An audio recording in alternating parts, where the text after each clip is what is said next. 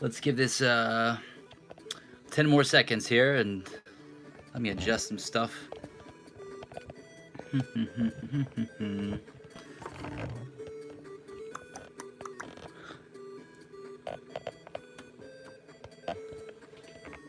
Maybe I'll go this way. Oh my god. Oh, hi. There we go. That should work.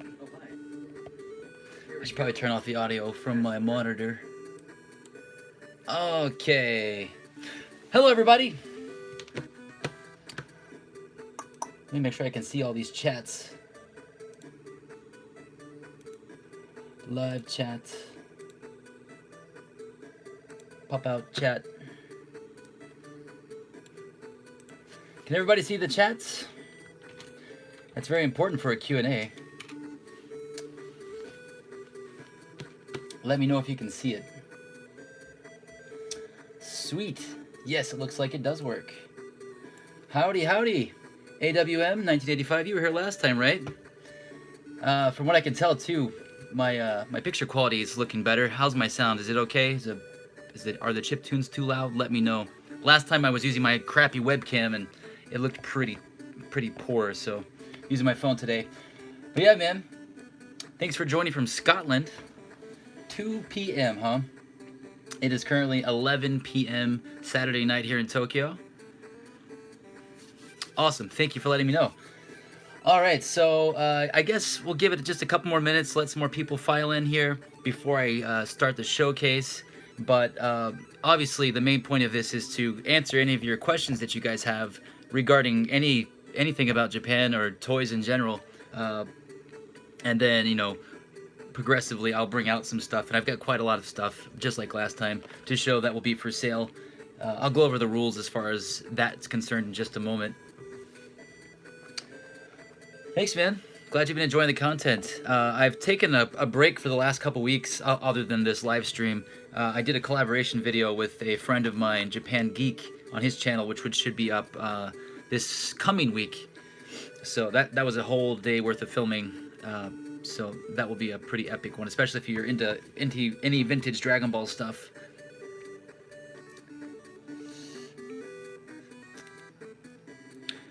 If any of you guys have any questions while we're waiting, feel free to ask them.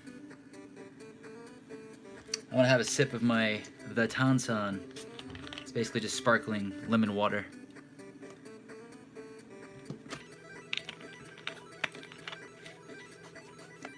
Looks like we got about 8 people in here now. Yeah, so I'll go over the rules now. So like I said, this is a sale / Q&A. So I've got a bunch of stuff here that I'm going to be showcasing, just showing in front of the camera here and talking a little bit about. And I'll throw out some numbers and some prices. And basically, if there's anything that you see that you're interested in, all you have to do is go to my Instagram at Tokyo Toy Bastard and send me a DM. Let me know that you're interested. Or if you don't have Instagram, you can send me a message on Facebook. There is a Tokyo Toy Bastard Facebook page. All of that's linked on my YouTube channel. Or worst case scenario, if you don't have Facebook and you don't have Instagram, you can email me. My email is also on my blog, and it's linked in my.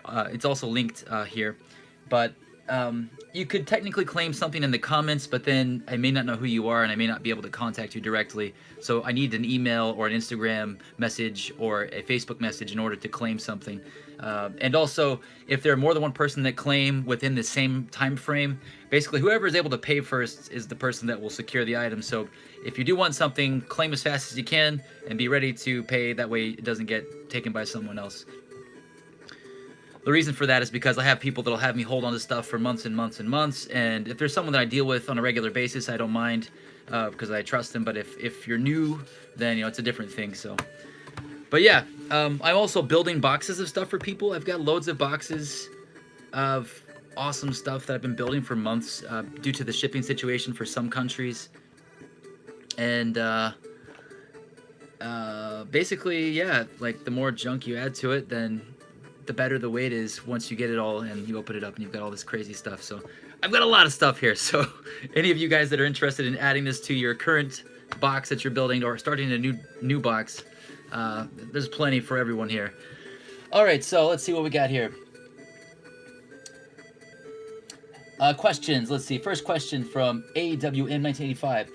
Has there been something you've sold or traded that you instantly regretted selling or parting with? Oh my lord. There have been many, many things that I have parted with or sold or traded that I regretted. I couldn't even begin to start to name them all. Let me see if I could think of a big example of something that I traded. Man, there's just been so many throughout the years. Luckily, a lot of the stuff that I've traded or sold were to friends. A lot of the times it's just trades or collectors that I've gotten to know over the years. So it's not as long as something goes to someone that appreciates it and that I personally know, I don't mind as much. But there have been some things. There's been several items. But when I think of one off the top of my head, I will let you know. There's also been items where I've picked them up more than once, sold them, got them back again, sold them again, and then every time I'm like, why did I sell that? And then, or why did I trade that? And then I keep getting it back. It's kind of a weird cycle of craziness as far as I'm concerned. You know what? Actually, I think one of the things that I traded or sold was a Ultraman Henshin Cyborg. That was before I was super into Ultraman. And I had the full suit, and at that time I was like, eh, and I ended up selling that, and then I ended up selling the Cyborg separately. So that's one big regret of mine. That was that's something that's very hard to find and expensive now. Let's see, next question. And if I think of another one, I'll let you know. That's a good question. There may be someone in the audience watching that knows of something that I regretted later. Regretted trading or selling to them. Let's see here. Is there something that you didn't pick up at the time that you wish you picked up? I mean, I go toy hunting to a lot of the same locations almost every weekend. I didn't go this weekend. There are times where I will, I'll say, oh, I wish I would have grabbed that, but I can normally just go back and get it the next weekend. There have been instances where they're gone. And of course, toy shows, if I've spent too much money, it's more of a case of, wow, I wish I wouldn't have spent so much money already, and I could have bought this instead of all this other stuff. But again, that's another one of those instances where it happens a lot, so I can't think of a specific case. Just because I go hunting so often, just because I live so close to all these amazing places to go toy hunting, it all becomes kind of a blur of colors and nostalgia in my brain that I can't recall instances like that rapid fire. So I'll still I'll let it kind of marinate in my head, and I'll let you know if a big example comes up.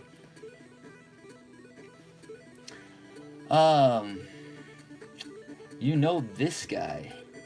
Hey, what's up, man? Yeah, I got some people that didn't join my last live stream or are new to the channel. So welcome to everyone here.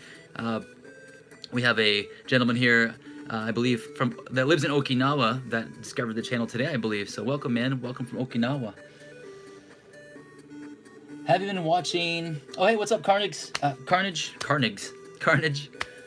Have you been watching The Mandalorian? Thoughts? Boba Fett's new look is awesome. I have been keeping up with The Mandalorian. I'm up to date. I watched the newest episode last night. I think it's great. I think what they're doing with Boba Fett's great. I think most of my friends are really enjoying it. I have a couple friends that are either refusing to watch it or bitter about it, but Mandalorian's good fun. Now, with all these other new series that Star Wars has announced, I don't know about that. That seems like way too much, way too fast. So, but they did good with The Mandalorian. Definitely enjoyed. I actually went looking for a Mando figure today. I don't buy any modern figures hardly, but today I was looking to see if I could find one of the 3/4 vintage collection, not the retro collection, the vintage collection Mandos, but did not. I only found a SH Figure Arts, which was like 6,000 yen, and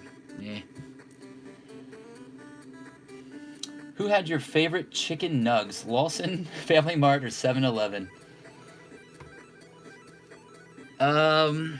As far as chicken, I really like Family Mart's chicken. By the way, if anyone's not sure what he's asking about the different convenience stores here. So the three big convenience stores are Lawson, Family Mart, and 7-Eleven. Of course, everyone probably knows 7-Eleven. But Lawson and Family Mart are very prevalent too. But I think Family Mart has their Fami chicken. I think it's my favorite of all the different chickens you can get at the convenience stores here. I am a connoisseur of convenience store food. I actually had convenience store teriyaki chicken cheese wraps today for dinner. High class. All right. Well, if there's no other questions, if there's no other general questions at the moment, I'm sure you'll have more as we go here. So like I said, I've got quite a lot of things to showcase here, but I've got it kind of laid out in the ground, and I'm into different categories. So I would like to ask you guys, what category would you like to see first? So I'll let you know, and then you guys can maybe vote in here. Oh wait, we got some other comments here. Originally from Ohio, if memory serves. What took you to Japan? Okay, I guess I'll answer this question first, and then I'll jump into the toys over here. So I'm actually originally from Kentucky, which is just south of Ohio. I did go to college in Ohio, and my mother's side of the family is from Ohio, so I do have a family connection to Ohio. I have lots of friends in Ohio, and I did live in Ohio for a couple of years. I went to Columbus College of Art and Design in Columbus, so I have lots of memories about Columbus, Ohio. Actually, I met my wife in Columbus, Ohio. So I ended up moving here. I actually did a whole video about how I moved here. Basically, after I met my wife, she had informed me that one of her friends at where she worked had a mother that worked at a manga studio, and she knew that they were looking for gaijin foreign manga assistants or apprentices, and that was totally what I was trying to do at the time. This was almost 20 years ago now, so a little over 15 years. And she had told her friend to tell her mom, and he told his mom, and the mom told the manga studio, and then they asked me to come to Japan and have an interview. And that manga studio was the studio that produced Fist of the North Star. So I interviewed with the creator of Fist of the North Star, Tetsuo Hara, and showed him my what at the time I thought was good, but now looking back was terrible portfolio. He looked at it, I actually drew a 6 or 7 page comic for Metropolis magazine about this whole experience and the interview and everything. But anyway, I landed the apprenticeship. Basically, I apprenticed there, and then I became an assistant, full-time assistant, and I helped produce and illustrate several volumes of Fist of the Blue Sky, the prequel. And I also did some of the coloring and special edition work on the Fist of the North Star special edition. There was like a cell phone version, and there was a special colored version, so I worked on all of those, like in the manga studio. It was kind of a crazy lifestyle, but yeah, I have a video explaining that whole story in more detail with some props and whatnot. But yeah, that's how I ended up here. Been here ever since. I currently do not do manga anymore. That was too much of a hectic lifestyle, and doesn't pay very much. It's borderline slave labor. You don't sleep, you don't go home, and you work for very little. And then, of course, I had kids later, so I ended up switching to become a kindergarten teacher. So I'm currently a kindergarten teacher. I do have 2 kids that are in elementary school, but yeah, I like teaching, and I just work down the street. So for me, it's great. I get to come home fairly early and do more stuff with toys. Let's see here. Worried about the new Star Wars content? Yeah, we're saturated. Do I know Mr. Sanders? You talking about the Colonel? Yeah. It's funny you say that. Kentucky Fried Chicken's a big thing here in Japan, and actually, this current time, right before Christmas, and Christmas is like the most popular time to order Kentucky Fried Chicken, so it's always sold out. It's kind of a big Christmas tradition here, and they've got Colonel Sanders statues all over the place. And when people ask me where I'm from, I always default to Kentucky. I don't say the United States, I say Kentucky, and people will just think that's the most insane thing ever. You're from Kentucky? What? Kentucky? And little kids be like, "Oh, you're from the chicken restaurant?" No, man, I'm not from the chicken restaurant. But hey, I do like it. It's good. It does taste a bit different here, though, and they don't have mashed potatoes and gravy, which pisses me off. Hey, oh, you went to law school in Louisville. Awesome, man. I didn't spend much time in Louisville, but I had to drive there for a few school trips. Went to the Louisville Slugger Museum more than once, for sure.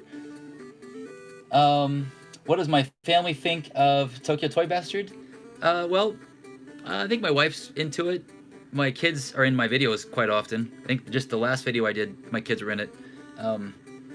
But yeah, they've kind of grown into it. My kids think I have too many toys, which is hilarious. my kids are not into toys anymore. They're into video games, and they're always telling me, "Daddy, sell your stuff. There's too much. I can't move around in this room." I mean, they have their own room, so this is my room. They can play. All they do is play Switch anyway. They don't need to move around for that, so they can take that elsewhere. And then my family back home, I don't really know if they even watch any of this stuff. They know it exists. My mom told me she didn't like the name, but you know, what can you do?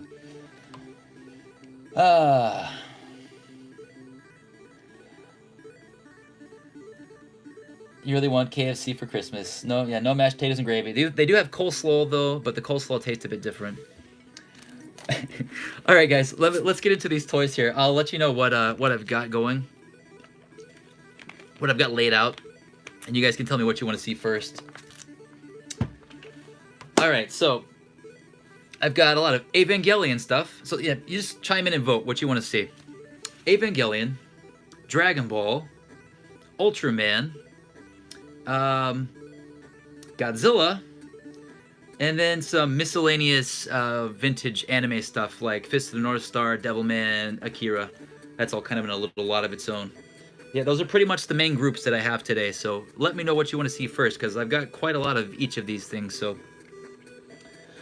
well, I've got one for Evangelion, two for Evangelion, one for Dragon Ball. One says Dragon Ball or Eva, so that's a tie between Eva and Dragon Ball. The next vote. Oh, we got a Godzilla. Well, that counteracts those two. If I get one more vote for Eva or Dragon Ball, I will do those first. Or if I get Ultra, Goji, and Slump. Well, that doesn't help me at all. I can't show them all at once. No, hey man, you're not a minority. Maybe just the Godzilla collectors are maybe a little bit late to the game. I've got some cool stuff though. There we got another Godzilla. We got two Evangelions. Oh, three Evangelions technically. Two Dragon Balls. A Goji, Godzilla. I do have Dr. Slump. Someone mentioned Dr. Slump. I do have Dr. Slump. I probably would show that with the Dragon Ball stuff. I've seen a lot of Evangelion. All right, how about this? We'll do Evangelion. There's not as much of the Evangelion stuff. I can go through it pretty quick. Dragon Ball, we got a lot. So we'll go to Evangelion, Dragon Ball, and then we'll do Godzilla, Ultraman, and the miscellaneous stuff. How does that sound?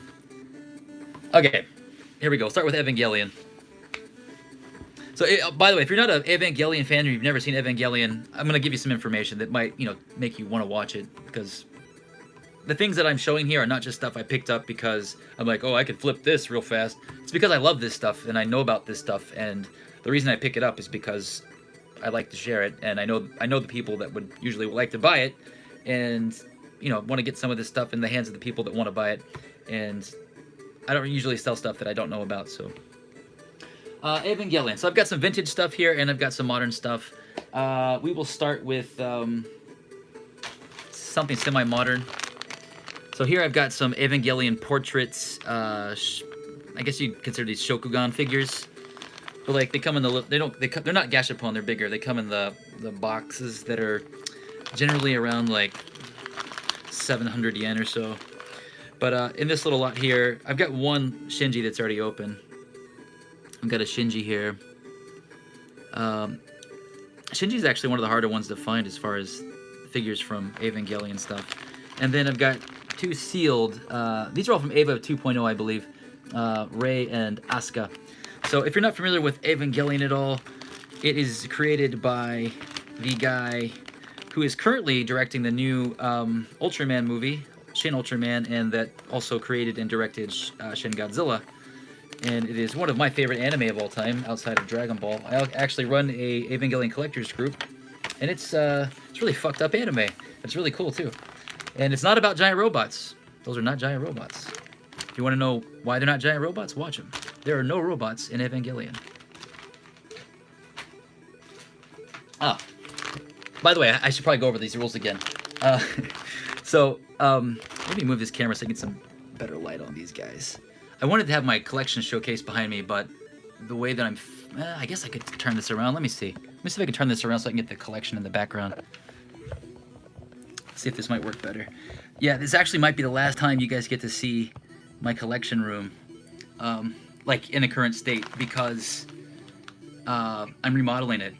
like I've already started. My sofa's gone. We're putting carpet in this room this week, so I've got to take all of this down, all of these toys out, and take it all out for the carpet. And then I'm getting a complete new showcase to put up all my stuff in. So I don't know. Does this look any better? I know there's not much of my showcase behind me, but I don't know. Is that better or worse? If it's worse, I'll go back to the way I was. But I got my logo here. Look at that. Yeah, so if you are interested in any of the stuff in here, you need to go to my Instagram or my Facebook page and claim it and be ready to pay within the next 24 to 48 hours. Because basically, if you don't, it defaults to the person who wants it after that. I will give some general prices for these things, but you can also make offers, and if you decide you want more than one thing, you can claim them and throw me an offer. You know, we can go back and forth. So this is a lot of 3. 2 of them are unopened, and the Shinji is a little bit harder to find. But basically, I'm looking to get maybe 15 to 20 for this set of 3 here. Up next, I've got a couple Asukas. Is this light actually not... I don't know. Does this look darker to you? It looks like my lighting is all from the back now, so it's hard to see stuff. Maybe I should switch back around. Should I switch back around? I need another light here. My ring light died, so I can't have light coming from this direction. Huh. Maybe I'll just go back way. Back this way. Sorry, logo. Whoops. Yeah, I'll turn it around. Very professional, huh? So instead of collection stuff, you guys get to see like pictures of my kids and random things hanging up, and a ghost trap. Family portraits and a ghost trap, you know. We've got some Asukas, 2 different Asukas. We've got one of the older ones of Asuka inside the Eva unit, inside the little chair, and then one from the 3.0 movie, which has got the eye patch. The 3.0, 2.0, 3.0, right? Yeah. Selling these for basically like $10 for the pair. Where am I putting everything? That's a good question. I'm gonna try to go faster with these things. Some more of these portraits. We got Rei and Asuka in like pajamas or some shit. I don't know. Not my type of thing here. But if you want these, $10 for the pair. All right. I'm trying to get through the mundane stuff so we can get to the good stuff. Here's a set of rubber keychains with Asuka, Shinji, and Rei. And there's also a like neon coaster in the background that's still in the package. If you're interested in this little set here, I'm selling the entire lot for 10 to 15. You know, throw me an offer. Speaking of keychains, I've actually got a couple vintage keychains here. Actually, these are vintage Japanese phone straps. You know, Japanese were all about their phone straps, their cell phone straps back in the late 90s, early 2000s. So these are some little Evangelion phone straps. I kind of wanted to hang one of these on my phone, but I don't think my wife would let me do that. Anyway, I'm selling these for $5 a piece. They're pretty cool, still packaged. All right, here we've got some vintage Gashapon figures. And we've got 2 kinds of Asuka, 2 kinds of Rei, and the crown jewel Misato. And these are basically like little HG Keshi. They're painted. They're essentially Keshi, and they all come with the paperwork. And these are from 1997, I believe, released at the same time as End of Evangelion. Yeah, and they've got End of Evangelion artwork on the back. I'm selling this set of 5 figures for, let's see. I'd want to get maybe 20 for it, but feel free to make an offer. All right, we're almost done with Eva stuff. Here's a cool one. This is a Microman Evangelion Asuka. If you're not familiar with Microman, I have some other Microman stuff in here. Might as well just show you that now. So yeah, these are harder to find, I think, well, some of them are. There's like a schoolgirl version that's pretty easy to find, but the ones in the plug suits are harder to find. This one is complete, and it looks like it was not really opened or played with. I mean, it was opened out of the package, but it wasn't really played with. Like, all the weapons and stuff are still on the sprues, and all of her hands are still sealed in the little plastic things, so she's really nice. I'm trying to get maybe 15 to 20 for her, so let me know if you're interested in the Microman Asuka. Up next, if you watched my last video, I found these Bikuriman Evangelion stickers in a junk lot, and I actually had bought a bunch of these for a previous sale because I wanted to collect them. As you may or may not know, Bikuriman stickers have been around for decades here, and they do different franchises now. They usually are fairly popular, and Evangelion ones were super popular, and I sold out like in 2 hours. Out of like, I had tons of them. They all sold out really fast. So we've got Eva Unit 2, or sorry, Eva Unit 1, Awakening, Eva Unit 0, and some of the Angels. So yeah, I'm trying to get maybe 15 for this little lot here.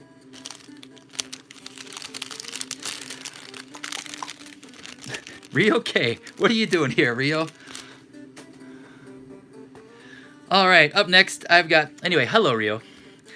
We've also got an Evangelion Unit 2 coffee thermos thing. And I believe that if you unscrew it, it's got interchangeable artwork inside. I can't remember what the other artwork is. Actually, I don't want to waste my time doing that. But yeah, anyway, it's cool with this Eva artwork. Maybe 10 for this guy, if you want it. And the last couple items here, we have, I've got some vintage Evangelion Rei Ayanami plushies. These are from 1996, 97. These were Sega game prizes. And yeah, pretty cool. If you want those, maybe $15 for the pair. And I think the coolest item in the Eva little set I have here is these right here. This right here. This is Eva Unit 1 test type limited model kit, and these are one of the only Eva Unit kits that are not currently reproduced. They reproduce pretty much all the other vintage kits. This is from 1996, actually maybe even earlier than that. Yeah, 1996. So this is one of the very first things that was released to promote, or sorry, to be sold with Evangelion as it was airing on TV. And I'll show you inside here. It's a very simple kit. It's got some stickers. It's very limited on how well it articulates. But actually, this is one of my favorite kits in my favorite little series. I've actually got... hold on a second. I've got a complete set of them, but I haven't built all of them yet. But here's a Unit 0. You can see how tall it is once it's built. But yeah, these are fairly hard to find now. But yeah, it's got like your standard 5 points of articulation like an action figure would. So they're very retro. I like them. Yeah, that's all the Evangelion stuff. If that interests you at all, please let me know. Uh-oh. Am I dying? Are you guys still there? I don't know, if for some reason on my my computer monitor it's frozen, so I don't know if you guys can see me still or what. Can you guys still see me? Let me know if you can. Okay, cool. I guess it's just my PC. Alright, oh, actually, I forgot. I've got a whole bunch. I didn't say how much the model was. Yeah, you're right. Thank you. I'm looking to get maybe 20, 25 for the model kit. That's just my first price off the top of my head.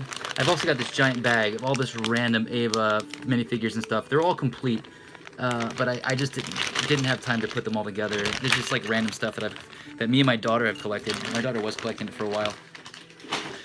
There are some parts in there that are kind of junk that I probably will give to my buddy Nazar for his Eva diorama. He can chop up and put on his little diorama. But yeah, that's all the Eva stuff. If you're interested in any of that, or if you want to, get several of them, just shoot me an offer based off the prices I gave out.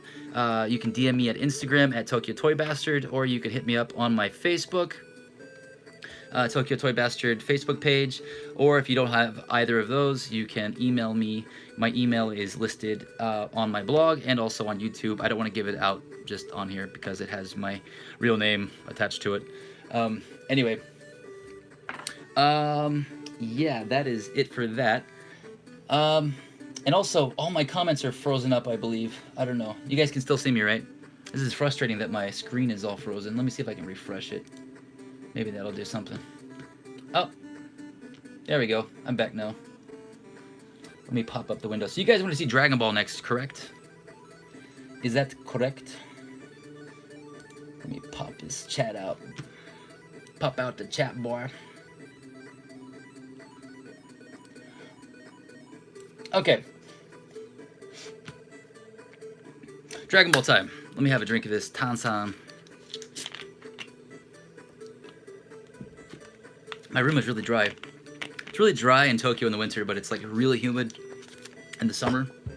And I had my heater on, but I turned it off, but it's still really dry in here. Alright, Dragon Ball stuff. I've got a variety of different Dragon Ball stuff. I've got a lot of Keshi. I've got a lot of Sofubi. I've got some vintage Gashapon. I've got some stuff from Europe. I've got some plushie. Is there anything you guys want to see specifically first? I know Keshi is very popular with you guys, so maybe I should start with the Keshi. No, actually, maybe I should end with the Keshi, because I kind of want to transition the Keshi into something else. I will end with the Keshi. How about that? Let's start with some plushie. Sorry, Carnage. I'm going to start with plushie. I'm going to end with Keshi. All right. Here, I've only got 2 plushies. These are vintage plushies from 1993. And they're kind of in that same scale as the Rei Ayanami plush. These are done by Banpresto, and they did an assortment of figures in this line. But yeah, I've got Goku and Gohan, and they still have their tags. And I'm looking to get maybe 10 each. Shoot me an offer, you know, maybe 15 for the pair. Let me know. Blah blah blah blah blah. Keshi. Let's go right here. Here I've got a little lot of just various things here. We've got Super Battle Collection Piccolo, loose. We've got a very clean example of first wave Super Saiyan Trunks. And he's got his belt, he's got his sidearm decal, but he's missing his sword. However, this is one of the earliest versions. So this is still pretty hard to get without, even without all that stuff on it. And it's, you know, fairly easy to find the sword. The fact that he has his belt is good. And I also have a spare set of stickers right here, but it's already used that. So if you do find this sword, you've got the stickers for it. And there's also a vintage mini Sofubi of Future Trunks right here. Keychain. This is a Dragon Ball Kids figure. They came in like little boxes, little window boxes, but a lot of people don't know that those figures are actually keychains. But yeah, these usually sell for like 20-25 bucks a piece with the box. So maybe I'll sell like the 2 Trunks figures as a lot for I'd say like 20 bucks for the pair with the sticker sheet. And then I've got vintage Piccolo, which is missing his hat and his cape, but he's still really nice. And then I've also got a vintage Vegito mini best of DBZ. So I don't know, it's 15 for these 2. Or if you wanted all of these guys, maybe like 30, 35, something like that. Again, these are just loose. I'm just throwing out prices. I really haven't thought these through very well. I'm just going by what I normally price things at and know what they're worth on the foreign market. But I am willing to negotiate, especially if you buy in bulk. Also, as far as shipping goes, I can ship to any country. I think the only country that still won't accept shipping, as far as I remember, was Chile. I do have packages for people in Chile, but they're waiting until airmail opens back up. As far as the USA goes, I can ship via 2 different options. One option is by surface mail. It takes about 2 months, but I can track it, but it's very cheap. The fast option is via Yamato. And Yamato depends on what size box or like what size. Like basically, most of the stuff I'm selling is pretty small. If you're wanting something, basically, let me show you an example of what I mean.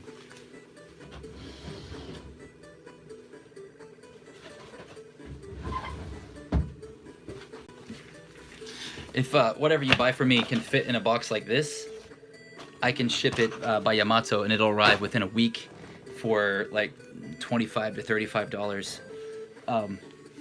So that's not bad. That's just slightly more than EMS. But most other countries, I think with the exception of Australia, accept standard airmail, which is a bit cheaper than that and arrives just as fast. But yeah, I also can build boxes. I'm just throwing that out there in case you're wondering. Okay, let's see here. So that's that. Next little lot of Dragon Ball stuff here. This is something I was holding on to, and I wasn't sure if I was going to sell it or keep it for my own collection. I found this in a random lot of stuff here from a seller in Japan online. I'll take these out. These are fairly rare vintage Yolanda figures from Spain. Sorry, not Yolanda, Dorda. Yolanda, Dorda. Both made in Spain, though. And they used to contain bubbles. So you've got Piccolo, Gohan, Piccolo, I already showed Gohan, and Vegeta and Goku. And they're all little strings. They're like little charms. You can take them off the base stands. They're really cool. And they're like perfect condition. Like it seems like these didn't even get played with. Like they just dumped the bubble solution out and kept these on display or something. These are pretty hard to find. They sold these in multiple formats because the base stands are removable. So they sold them. Oh, hello from Spain. They sold these like on skateboards, and they sold them on like little pullback car clouds or something like that. I've sold some in the past. But if you want to get this set of 4, I'm thinking like 35 bucks. These are pretty hard to get, so they're very minty. I'm thinking 35, so DM me if you're interested. Up next.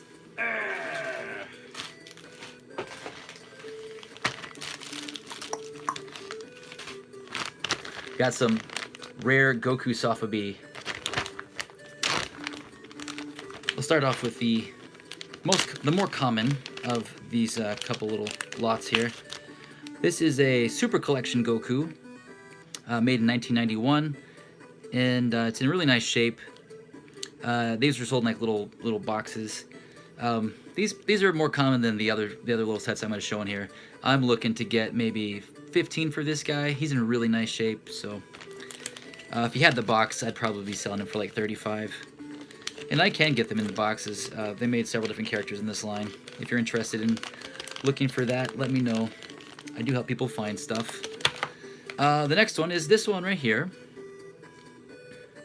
This is one of the earliest Dragon Ball Sofubi released. I believe this even predates this one right here, but I could be wrong. But this was released sometime in 1990 to 1991, possibly as early as 89. I don't have a box example. I have some loose examples. But yeah, anyway, this is very early Dragon Ball Z Goku Sofubi.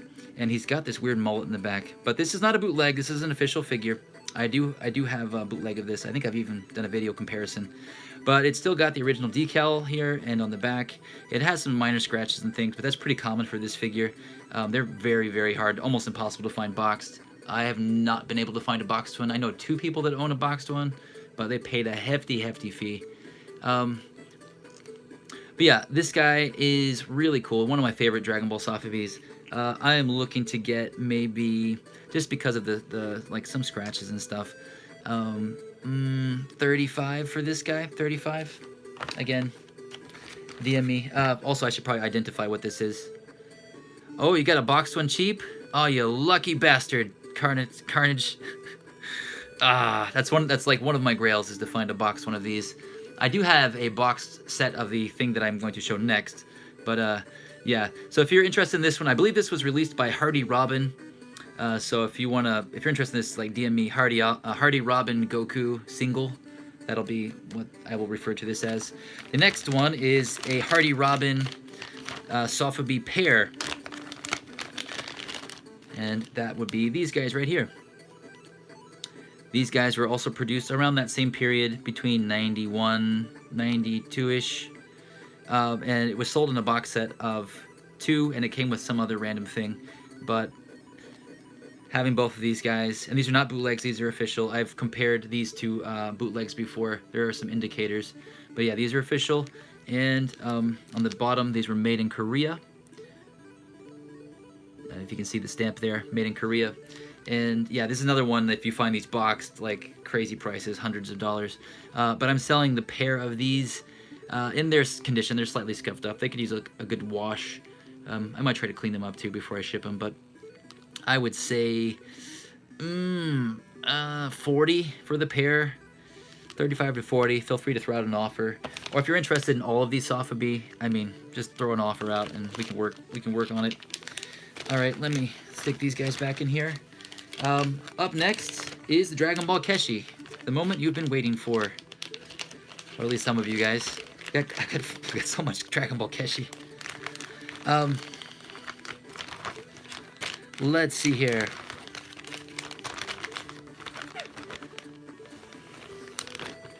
All right. Oh, I need another drink. It is so dry in here. I was like, Carnage already sent me a message regarding those Sotheby. Thank you, sir. Let's see here. Before we jump into the actual Keshi, I've got this bag of random vintage Dragon Balls, Super Balls to be specific. And I've got a few different types. Some of them have Dragon Balls printed on the outside. And several of these were sold with vintage Keshi sets. Actually, one of these actually belongs to a set that I'm selling separately, so I should probably put that with it. There's even a little keychain in here. Let me find the other example. Yeah, this one. This one right here has the Dragon Balls inside of the ball itself. And then I've also got this one here, which has got slightly smaller, but it's got the character and the character's name in Japanese on the back. So, with the exclusion of one of these, that I probably need to stick with the set over there. I think it's this one right here. I will stick with the set of other Keshi I need to stick it with. If you want this little lot here, surprisingly, these actually sell for quite a bit each. But to be honest, 10 to 15 bucks for all these Dragon Balls. They are vintage, and it comes with a bonus keychain. Keshi. Jesus Christ, I have so much Keshi. Well, this is all just empty capsules. So I have a bunch of empty capsules here in a variety of colors, and that's because I have a bunch of Keshi. And if you're interested in these capsules, I can throw the capsules in if you're like the first to DM. And I'm seeing messages from someone named Paul. I know who you are. I believe, also claiming those Dragon Balls, so those might be gone already too. Got some. These were the figures that came in the capsules. I've taken them out to just display separately. But if you want these guys, I think that's the right amounts. We got 4, so there should be 8 figures here. 1, 2, 3, 4, 5, 6, 7, 8. Yep. Let me show you who these characters are. We got, I think, is that Piccolo or Nail? And then we got this random villager dude. We've got Bulma. And this was some of the first wave of Dragon Ball Z Keshi. I know it's harder to see. I should probably tilt them upwards. Raditz. And these are super, super clean. Raditz. We've got Chi-Chi and Ox King, her father. And the 2 best ones right here, which I would be keeping these if I didn't already have them. Gohan in like the full Chinese Journey to the West garb with the pole, and then Shenron the dragon with the shirt that says dragon with his foot on a Dragon Ball. So this lot of 8 super clean first wave Dragon Ball Z Keshi with all the capsules. I would probably have to get 25 to 30 for the lot. 25 to 30 for the lot. That's a deal, I think, because these are like dead stock. They all come with paperwork in the capsules. 25 to 30. Obviously, you're gonna go with 25 if... No, I'll take them for 35, please. All right. I've seen all your messages there, Carnage. Thank you. Oh, I forgot. I skipped over these guys because I got a lot more Keshi, but I skipped over these guys. I've got 3 original 1986 Dragon Ball Kantanmen sealed in package mini kits. These are fairly rare, and vintage Dragon Ball collectors are pretty aware of these guys. But I got Bulma, got Yamcha, and I've got Kami-Sen. I do not have Goku in this little lineup, but these are hard enough to find on their own. I am selling this set here of 3.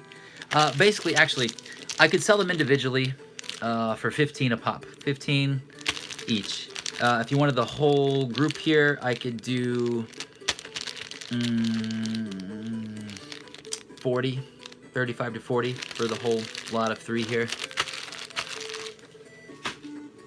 Well, let me see. Let me go check the messages here. Show you guys how to clean dirty Keshi. You know what? I actually filmed an entire video of how to clean Keshi, and I picked some really, really gross ones to clean. One of them worked out really well, but one was so bad. It was so stained that I mean, I could have cleaned it over time, but it was all just a one-take video, and it just, you couldn't see the difference on that one in the video, so I ended up just never uploading it. But honestly, to clean Keshi, if you get Keshi and it's dirty, the first thing you do is just soap it in some hot soapy water and use a fine toothbrush with the soft bristles and just get all of the excess dirt and stuff off, and then soak it in some cool water to, because sometimes you'll have to kind of move it around and place it. If like some things are bent, the warm water helps it kind of just unbend, and then the cool water helps set it. And then let it dry off. And then if you have any other further like stains, you can use isopropyl alcohol. There's some other things you can use, some different removers. But certain Keshi have different materials and components that might melt compared to others. So yeah, I try to stay away with stuff that's like ink stained. But in general, you can get a lot of soap and water, get a lot off with just soap and water and a nice toothbrush, a nice soft toothbrush. And sometimes even just my finger, like using your finger, like you'll see a stain sometimes, it won't come up with soap and water. Just take your finger to it. Just do this. Just do it, like give it a good 20 seconds. Sometimes it just comes right off. You get that magic finger sandpaper. All right, look at this. This is all a lot of Dragon Ball Keshi.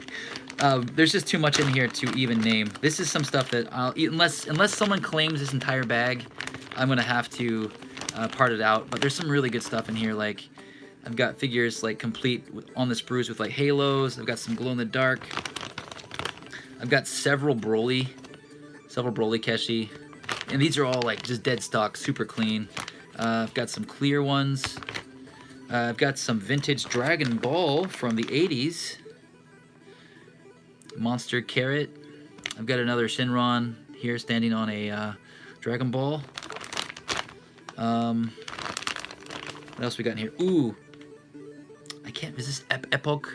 I believe this is Epoch. Bulma on bike. This is a pretty hard one to get. I know I probably can't zoom very well or focus very well with this light and stuff. Great Saiyaman on the sprue. I've got some from like the old board games. Ooh, I like this one. Alternate Future Gohan before he gets his arm chopped off. Frieza and his little hovercraft ship. 80s Kame Sennin, Master Roshi, Cyborg Tao Pai Pai. I mean, there's just a lot in here. If there's any of those that caught your eye, let me know. I mean, there's just so much stuff in here. I can't go through all these in the video, but yeah, more Broly. If you were interested in buying this whole lot of complete Keshi, this whole complete lot of Keshi here, I could do like... There's some good stuff in here. There's even some like the minis in there. Ooh, look at this. Uncut sprue. What is this, GT?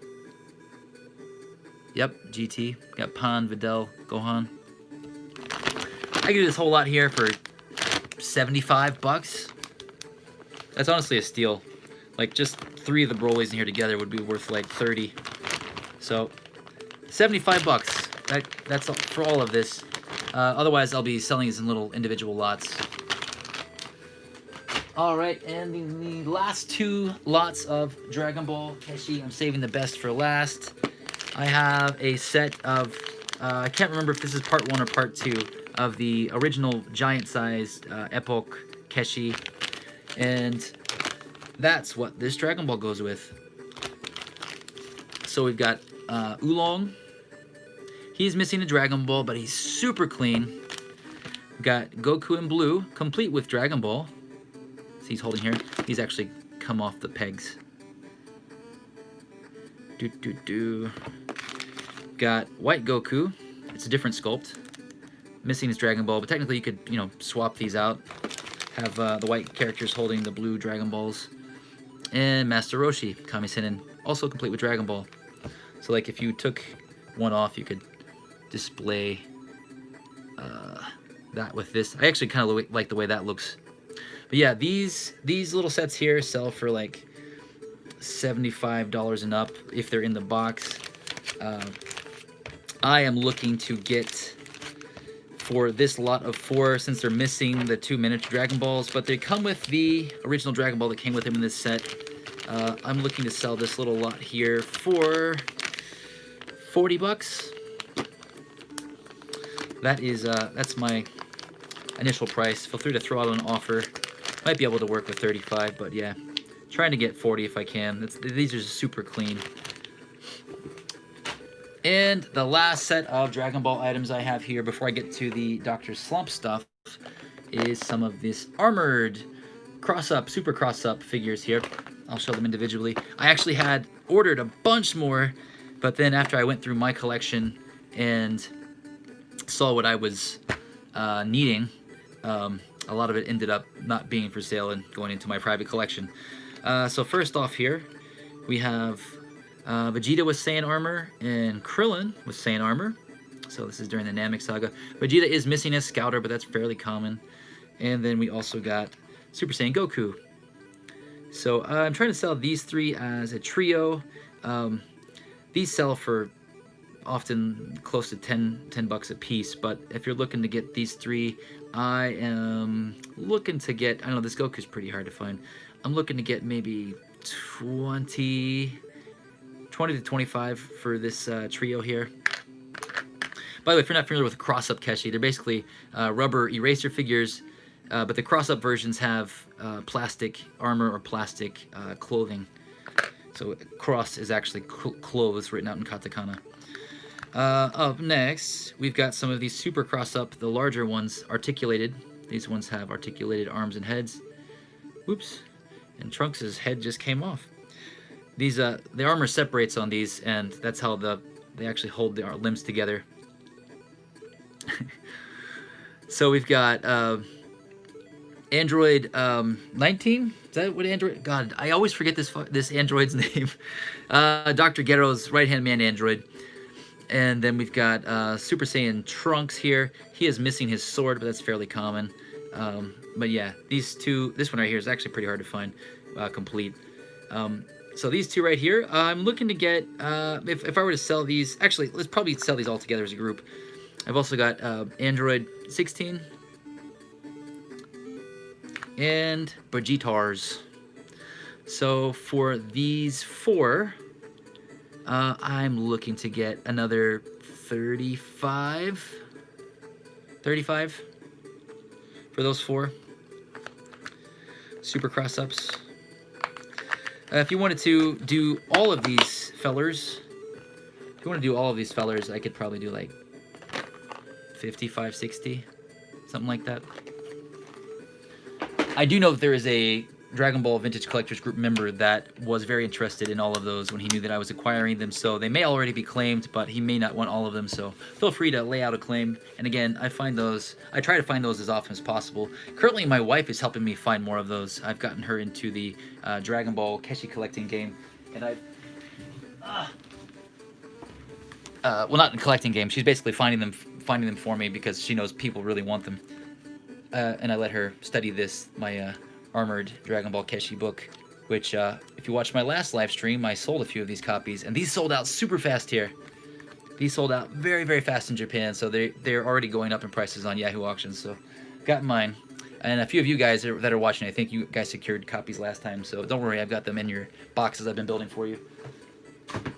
All right, so that's all of the Dragon Ball. Let's move to the Dr. Slump stuff.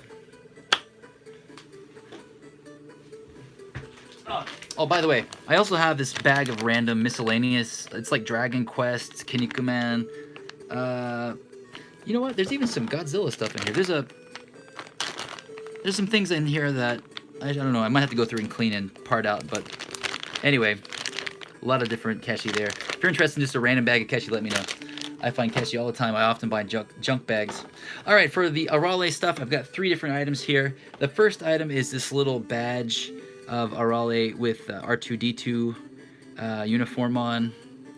This is vintage, early 80s. I actually got this from my buddy Tony, Retro World Korea. It's a funny story. He found this at a flea market here in Tokyo when he was visiting back at the beginning of the year before the virus and stuff.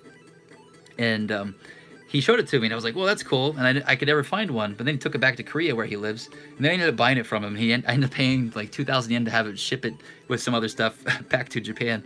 And then now I'm basically trying to trim out my collection since I'm remodeling the room. This is one thing that I really don't have a spot for. So putting it up for sale. So this is one of those things that just kind of going all over the place. It's a traveling badge here.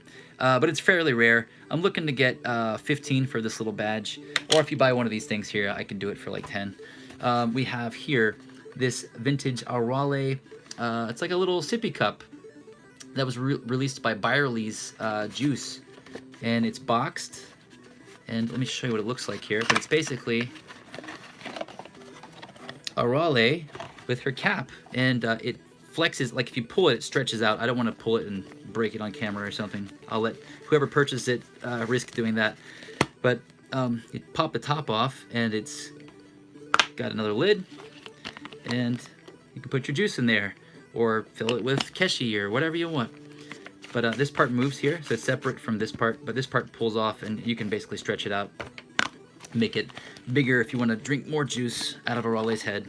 And it also has a little strap on the top, which is complete and never used. This just attaches to here, so you can carry it to school.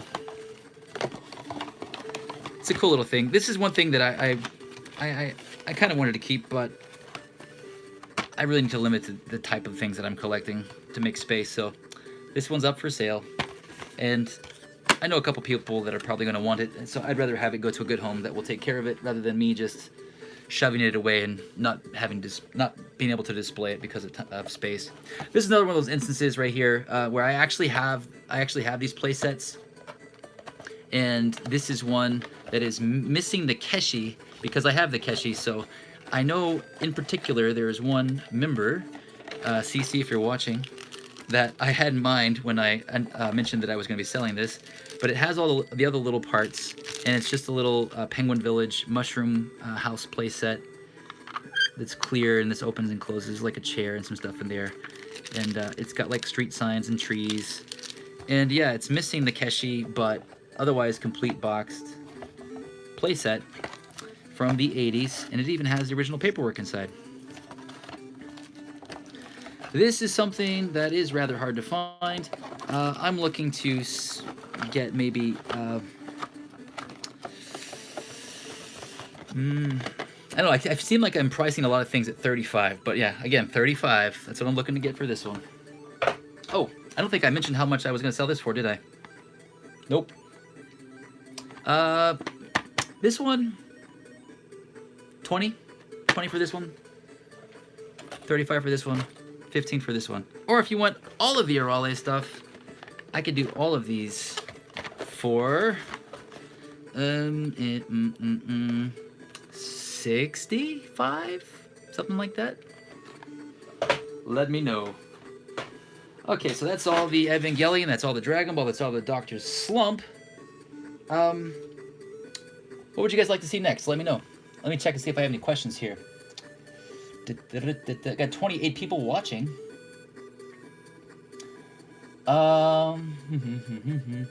Mother's Mustache. I like your name there, man. No wonder 2 men were grabbing them like crazy at the rummage sale. I wondered. Which ones were we talking about? I guess the soft vinyls. I got a lot of comments. Thank you for clarifying that, Carnage.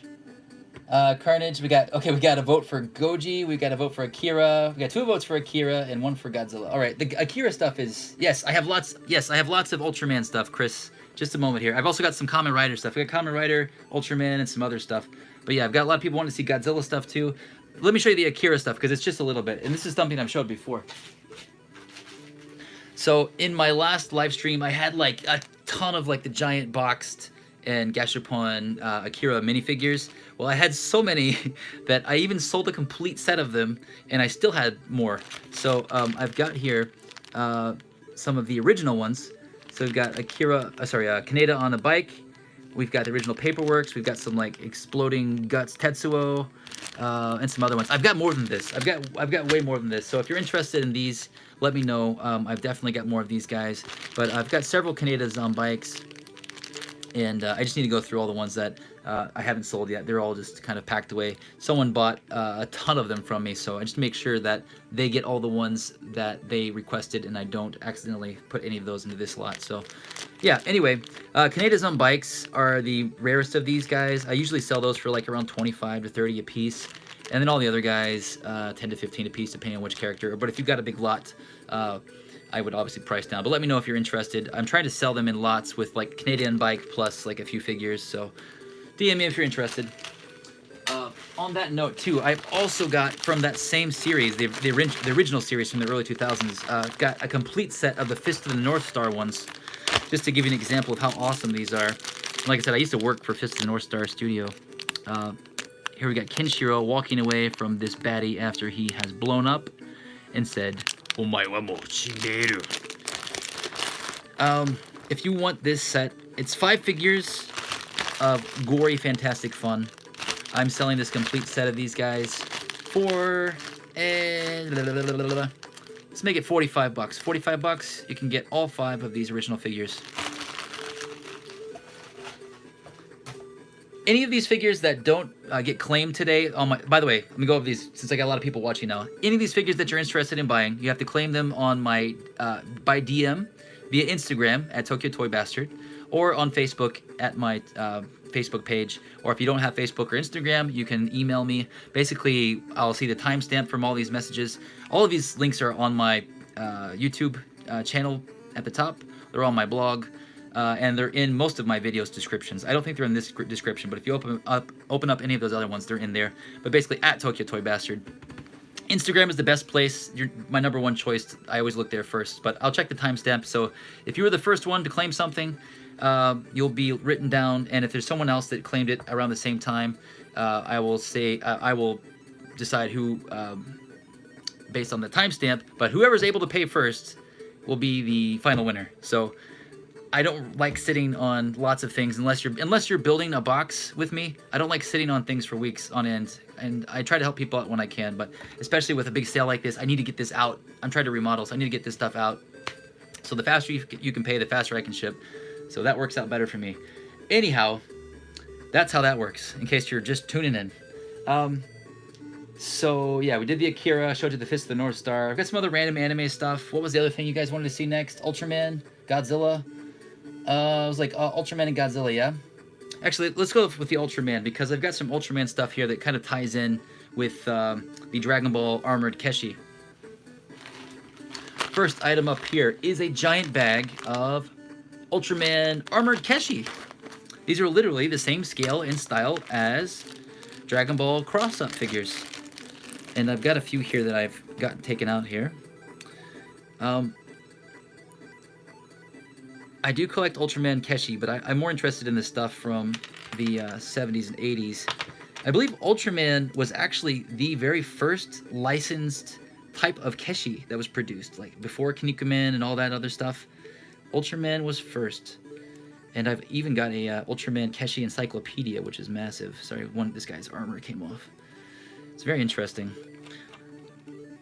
So yeah, here's a few different types. And these are really cool because they've got these clear plastic things in the back of their head, so when you put them in the light, their eyes glow, their eyes light up, kind of like the Kenner R2-D2 figures in the 90s did. And they've got all this awesome shiny armor that's removable. So I've got a bag of, I don't know how many are in here. I don't know, there's probably like 30, somewhere around 30 different figures in here. I've got some more loose ones. I've got some bad guys. I've got some of the same figures in different color variants. Like, here's a bad guy with armor. Here's the same bad guy with translucent blue armor. And then these are all sealed. None of these have been opened. So I guess I could part these out in group lots. I think it's 2 different waves. It's 2 different waves of figures. But if you're interested in buying like a complete set, here's some from the first set. I guess maybe like $5 a piece for each figure, or if you bought a big lot of them, we could work on a number. But yeah, if you're interested in these, let me know. We can work out something. If you wanted to just buy the whole lot, like, was it like 30 something figures and all the armor, light piping, is that what that's called? I could probably do something like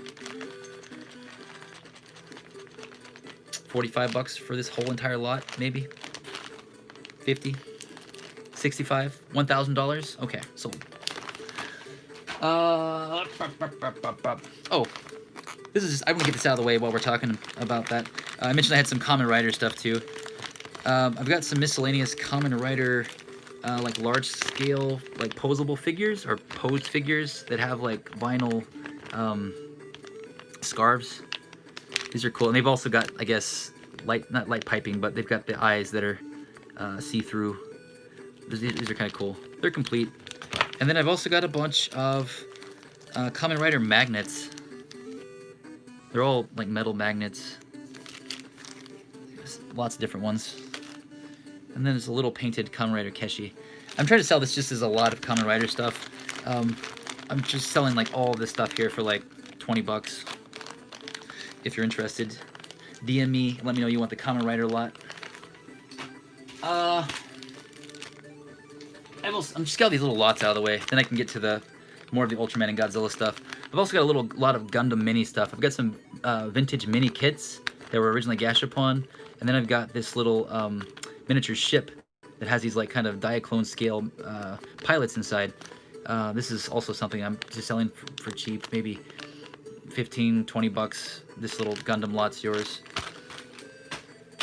I've also got this awesome soft vinyl Dokuro Man, which is a knockoff Microman, but in softbody form, made by Gargamel maybe 10 years ago.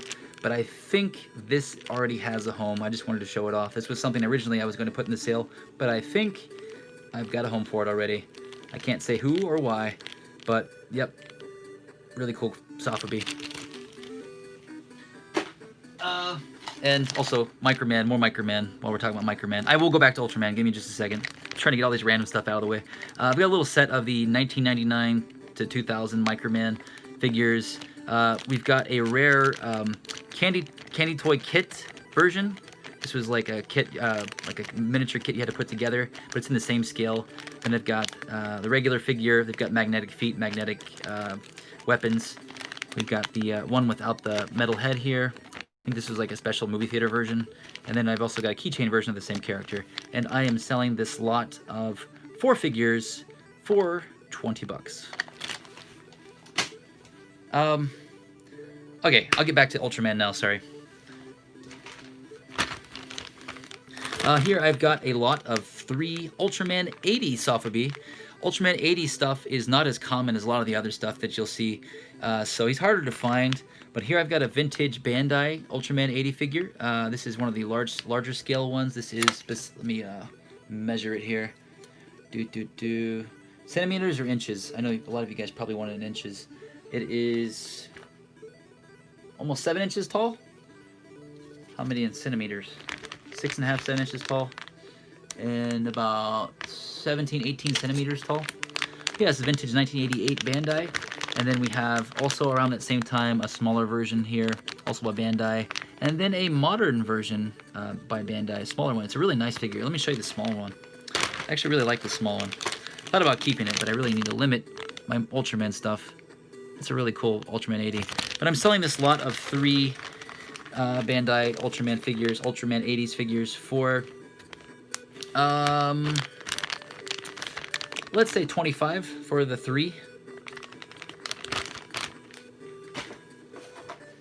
I have also got a miniature Marusan model kit. This was the original model kit made by Marusan back in the 60s, but this is a miniaturized version of it, and it was a kit that was motorized. And I've actually already put it together. This is just a replica of the motorized one. It does move, but it doesn't actually have mechanics inside.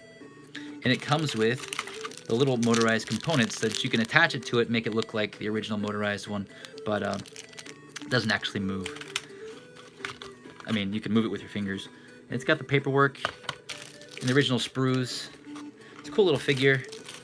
And it's also, by the way, it's translucent, like it's painted translucent plastic, so like his eyes are like you can see through, and his color timer is also translucent blue. It's hard to see on this camera, but it's a cool little figure.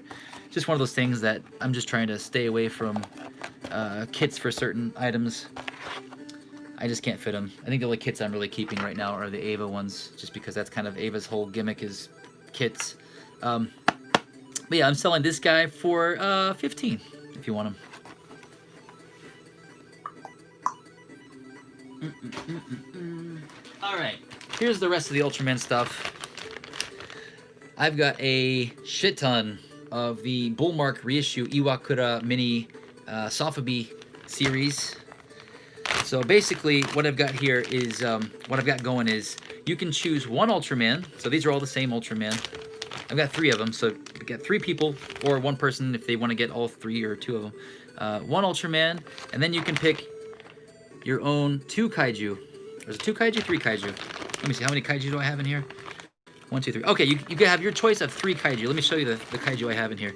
So if you claim 1 Ultraman, you can also claim 3 kaiju, and they're all. I don't have one of the same kaiju. Wait a second. This is Varan. Varan doesn't go with this set, but I think I've got another Varan over there. So yeah, okay, I'll leave a Varan in this set. But I've got Varan, which should go with Godzilla technically. I've got Baltan. This guy who I don't know the name of, but I really like him just because of his colors. I'm gonna call him Sushi Man. I know this one's name, but for some reason I cannot remember right now. Robot guy from the Ultra series. The Ultra Q's version of Creature from the Black Lagoon. I don't remember if this one... King Joe, thank you. King Joe. King Joe. The snail guy, I don't know if he glows in the dark. Let me check. Yes, he does glow in the dark. That's cool. That's one that I would actually almost keep myself, but, you know, that would break the rules. We got this shrimp tail dude. I'm still learning all the names of all these guys. There's way too many kaiju in Ultraman. I just started collecting Ultraman this year. 2020 has been the year of Ultraman for me, and I'm very partial to certain kaiju, but since they only pop up in like 1 episode per series, you know, it's hard for me to remember the names of most of them. Red King, I'm very familiar with Red King. He pops up a lot. And this one is still sealed with the paperwork, so I know a lot of people will want Red King. And then this spiky red dude. So again, you can choose 1 Ultraman, and you can pick 3 kaiju. So whoever gets first claim on those, whoever comes next gets the next 3, and then whoever's last gets the last 3 that are left over.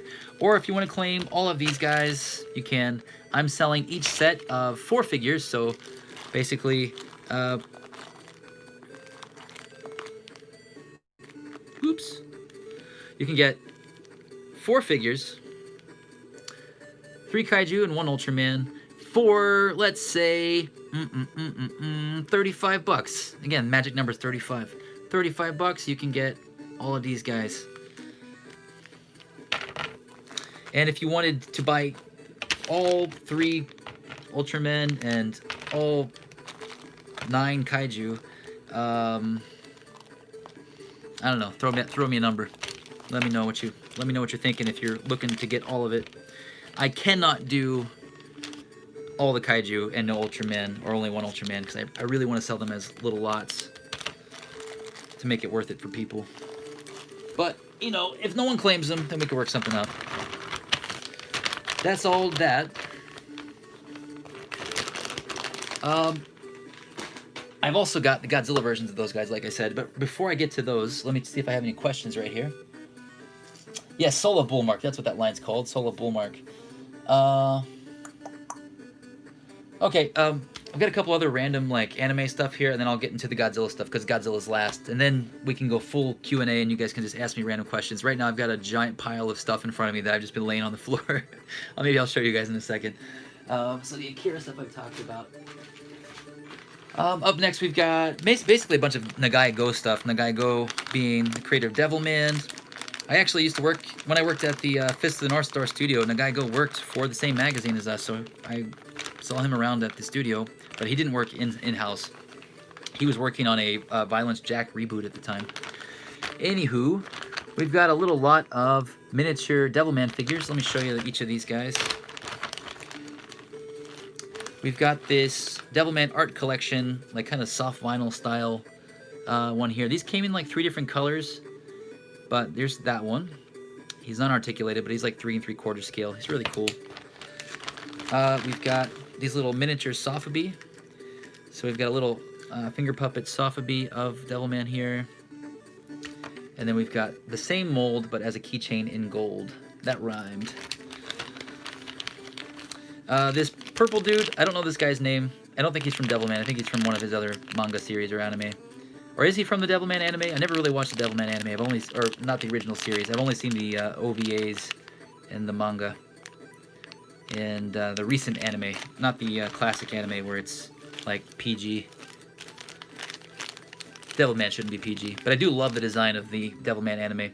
And 2 little Garada from Mazinger. Okay, I actually have a Mazinger lot here too. I've actually never watched Mazinger. I'm familiar with Mazinger the character. Love the design. I love most of Nagaigo's robot and character designs, but really haven't watched much of the anime attached to them. But yeah, 2 Devilman Gashapon minifigures here. These are really cool. But maybe I actually I have one more of these with the Mazinger lot. But if you're looking to get this little Devilman lot, including that guy, of figures here, these are actually quite pricey now, these little guys. I'm looking to get maybe 5, 10, 15, 20, 35? 35 for this little Devilman lot.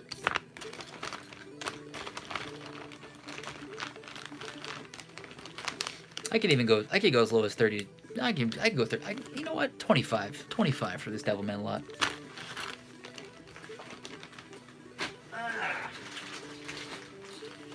All right. Here I've got a complete set of Super Robot Wars featuring a lot of different robots, Gundams, and some Nagaigo characters and stuff. This little set of robot keychains, I'm not even going to take these out. I have like 15 for all of them. There's like 1, 2, 3, 4, 5 or 6. 15 for this lot. If you want all these keychains, they're all mint. I've also got this random assortment of other robot characters and even an extra extra Devilman and that other dude. I might just give like these guys as like freebies to people that buy some of this other stuff. But I'll get more of the Devilman Gashapon figures. And then I've got this huge lot of, let me show you these, like Mazinger stuff. Check this out. This is super cool. This is a Mazinger lighter. It doesn't have lighter fluid in it now, but if you click his arm, lighter fluid and fire comes out the top of his head. It's pretty rad. I actually have one more of these, which I may be sending to a friend, but let me know. Got a keychain. Here's another Super Robot Wars. Got a little miniature Mazinger in a little bubble. It's a cool little display piece. I've got a similar one, slightly bigger, and it's on like some kind of electronic stand. Batteries don't work on this one. I guess it talks. You have to change the batteries out. This is from the 90s. Most of the stuff's from the 90s. Little finger puppet with keychain. Another finger puppet with keychains, different sculpt. I think that's a paperwork to one of these items in here. It's the Super Robot War stuff. And yeah, there's some other miscellaneous Super Robot War stuff in here, which is essentially just bonus if you buy this Mazinger lot. If you want all these Mazinger figures, which is, the highlight is this one right here, the lighter. I am looking to get, oh my gosh, I dropped a keychain. I'm looking to get 35? 35. Stay alive. Okay, that's all the random stuff. Now it's all Godzilla. All I've got left now is Godzilla. And there's no huge Sofubi. I sold all of that, I believe, after Superfest. I'm trying to keep everything in little small lots. Like I was saying earlier, especially if you live in the US, if the stuff you order fits in a box like this, I can ship it fast and arrive under a week by Yamato. Otherwise, there's no airmail to the US currently, so unless I do Yamato. Otherwise, other countries are fine. other than Australia. So unless you don't mind waiting for surface mail, but yeah, that's why I'm selling a lot of the smaller stuff, because it fits in stuff like this, and I can ship it for a decent price and have it to you guys like within a week. So focusing on smaller stuff. All right, let's get to Godzillas. Is there any questions up here? And also, Chris, thank you for clarifying Garada. I'm slowly but surely learning. Dude, like a year ago, I knew like no Ultraman characters. I think I did the Sofubi hunting video with Mike Johnson from Club Tokyo, and he was schooling me on a lot of the Ultraman stuff, and I was just starting to learn at that time. But I go back and watch it and cringe, like just not knowing very basic stuff, like not even knowing who Ultra 7 was at that time. And now he's like he's my favorite Ultraman. Now I've got a huge Ultra 7 collection with just a year of collecting. Actually, let me show you guys something real quick. Before I show you the Godzilla stuff, last weekend when I was out hunting, the last weekend I did go hunting for a short period, but I went to film a video, which is why I didn't do a video last week. I did a collaboration a vintage Dragon Ball video on my friend's channel, Japan Geek, Francisco. He lives out near Roppongi area.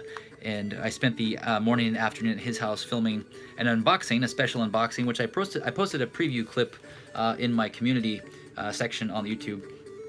You can take a look at that if you want. That should be up next week. I'll link it when it's up.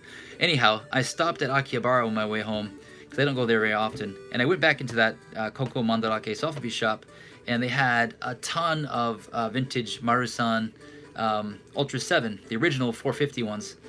And I've been looking for one of those because I have the 350, and I have some other special ones, like some other vintage Bullmarks that are easier to find and cheaper. But the 450 vintage ones are usually in the closer to $200 price range. But they had one listed, or they had one sitting there because they had so many. They were trying to sell them as quick as possible, I guess. They had one listed for 6,000 yen, about $60, vintage 450, not a reissue. The reason that they were pricing it so cheap is because a little boy wrote his name on the back in the 1960s, which gives it character in my opinion. And it has a small chip like in its leg right here. It's not a big deal, but to get that for 6,000 yen, I was very, very happy.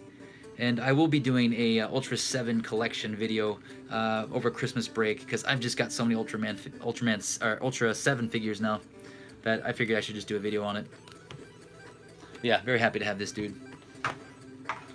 All right, Godzilla time. Sorry to keep you waiting. I know a lot of you guys were like, Godzilla first. Sorry. How long has the stream been going? How long have we been going here? A little over an hour? Okay, we'll get to Godzilla now. Oy.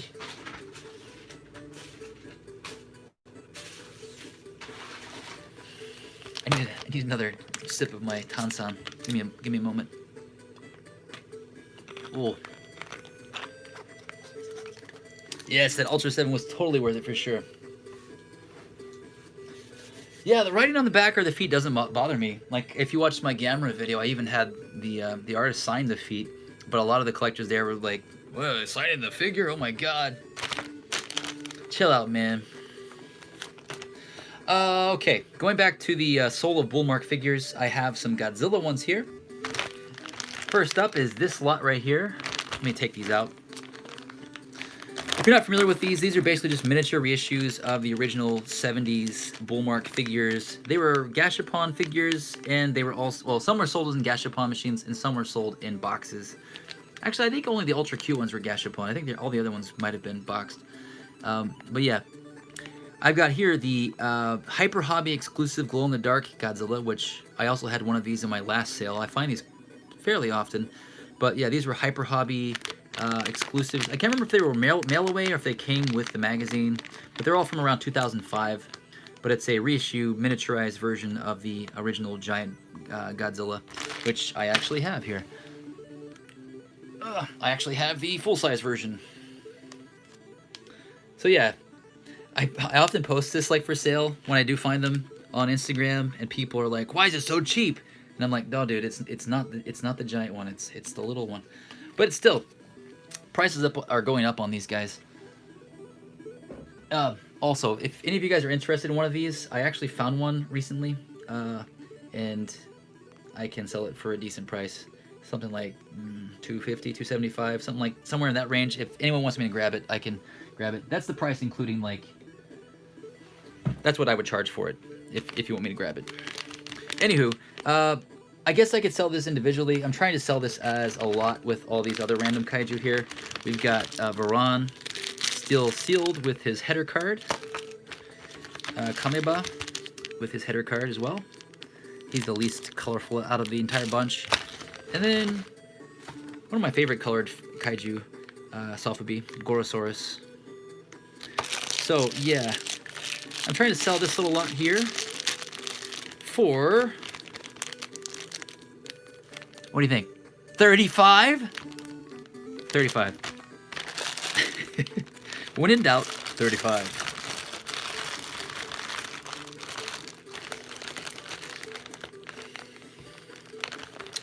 And I've got one more little set here. This is a nice one. I know all of you guys love your Jet Jaguar. Here we've got Jet Jaguar and your favorite bug monster, Megalon. There's also a Hyper Hobby or HMV version. I can't remember which one it was. I have the whatever version. I think it was HMV. They made glow in the dark ones. But yeah, even these standard ones are pretty hard to find. Jet Jaguar stuff is always a bit expensive. And these are super mint. Let me take Jet out here. And as much as I am not a fan of Megalon, I love the colors on this Sofubi. And, you know, you can't have Jet Jaguar without Megalon. It's too bad they didn't do, like, a Godzilla in the style of the suit. That would be awesome. Since the Jet Jaguar is a bit harder to find, just for these two, I'm also doing the same price, 35 for the pair of these two, just because Jet Jaguar is one of the more sought-after ones, and the prices on him are usually a bit higher.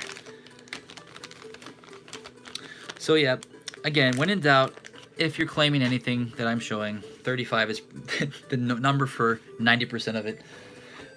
So let's see what else we have next. Got some more Sofubi, but it's not the Bullmark stuff.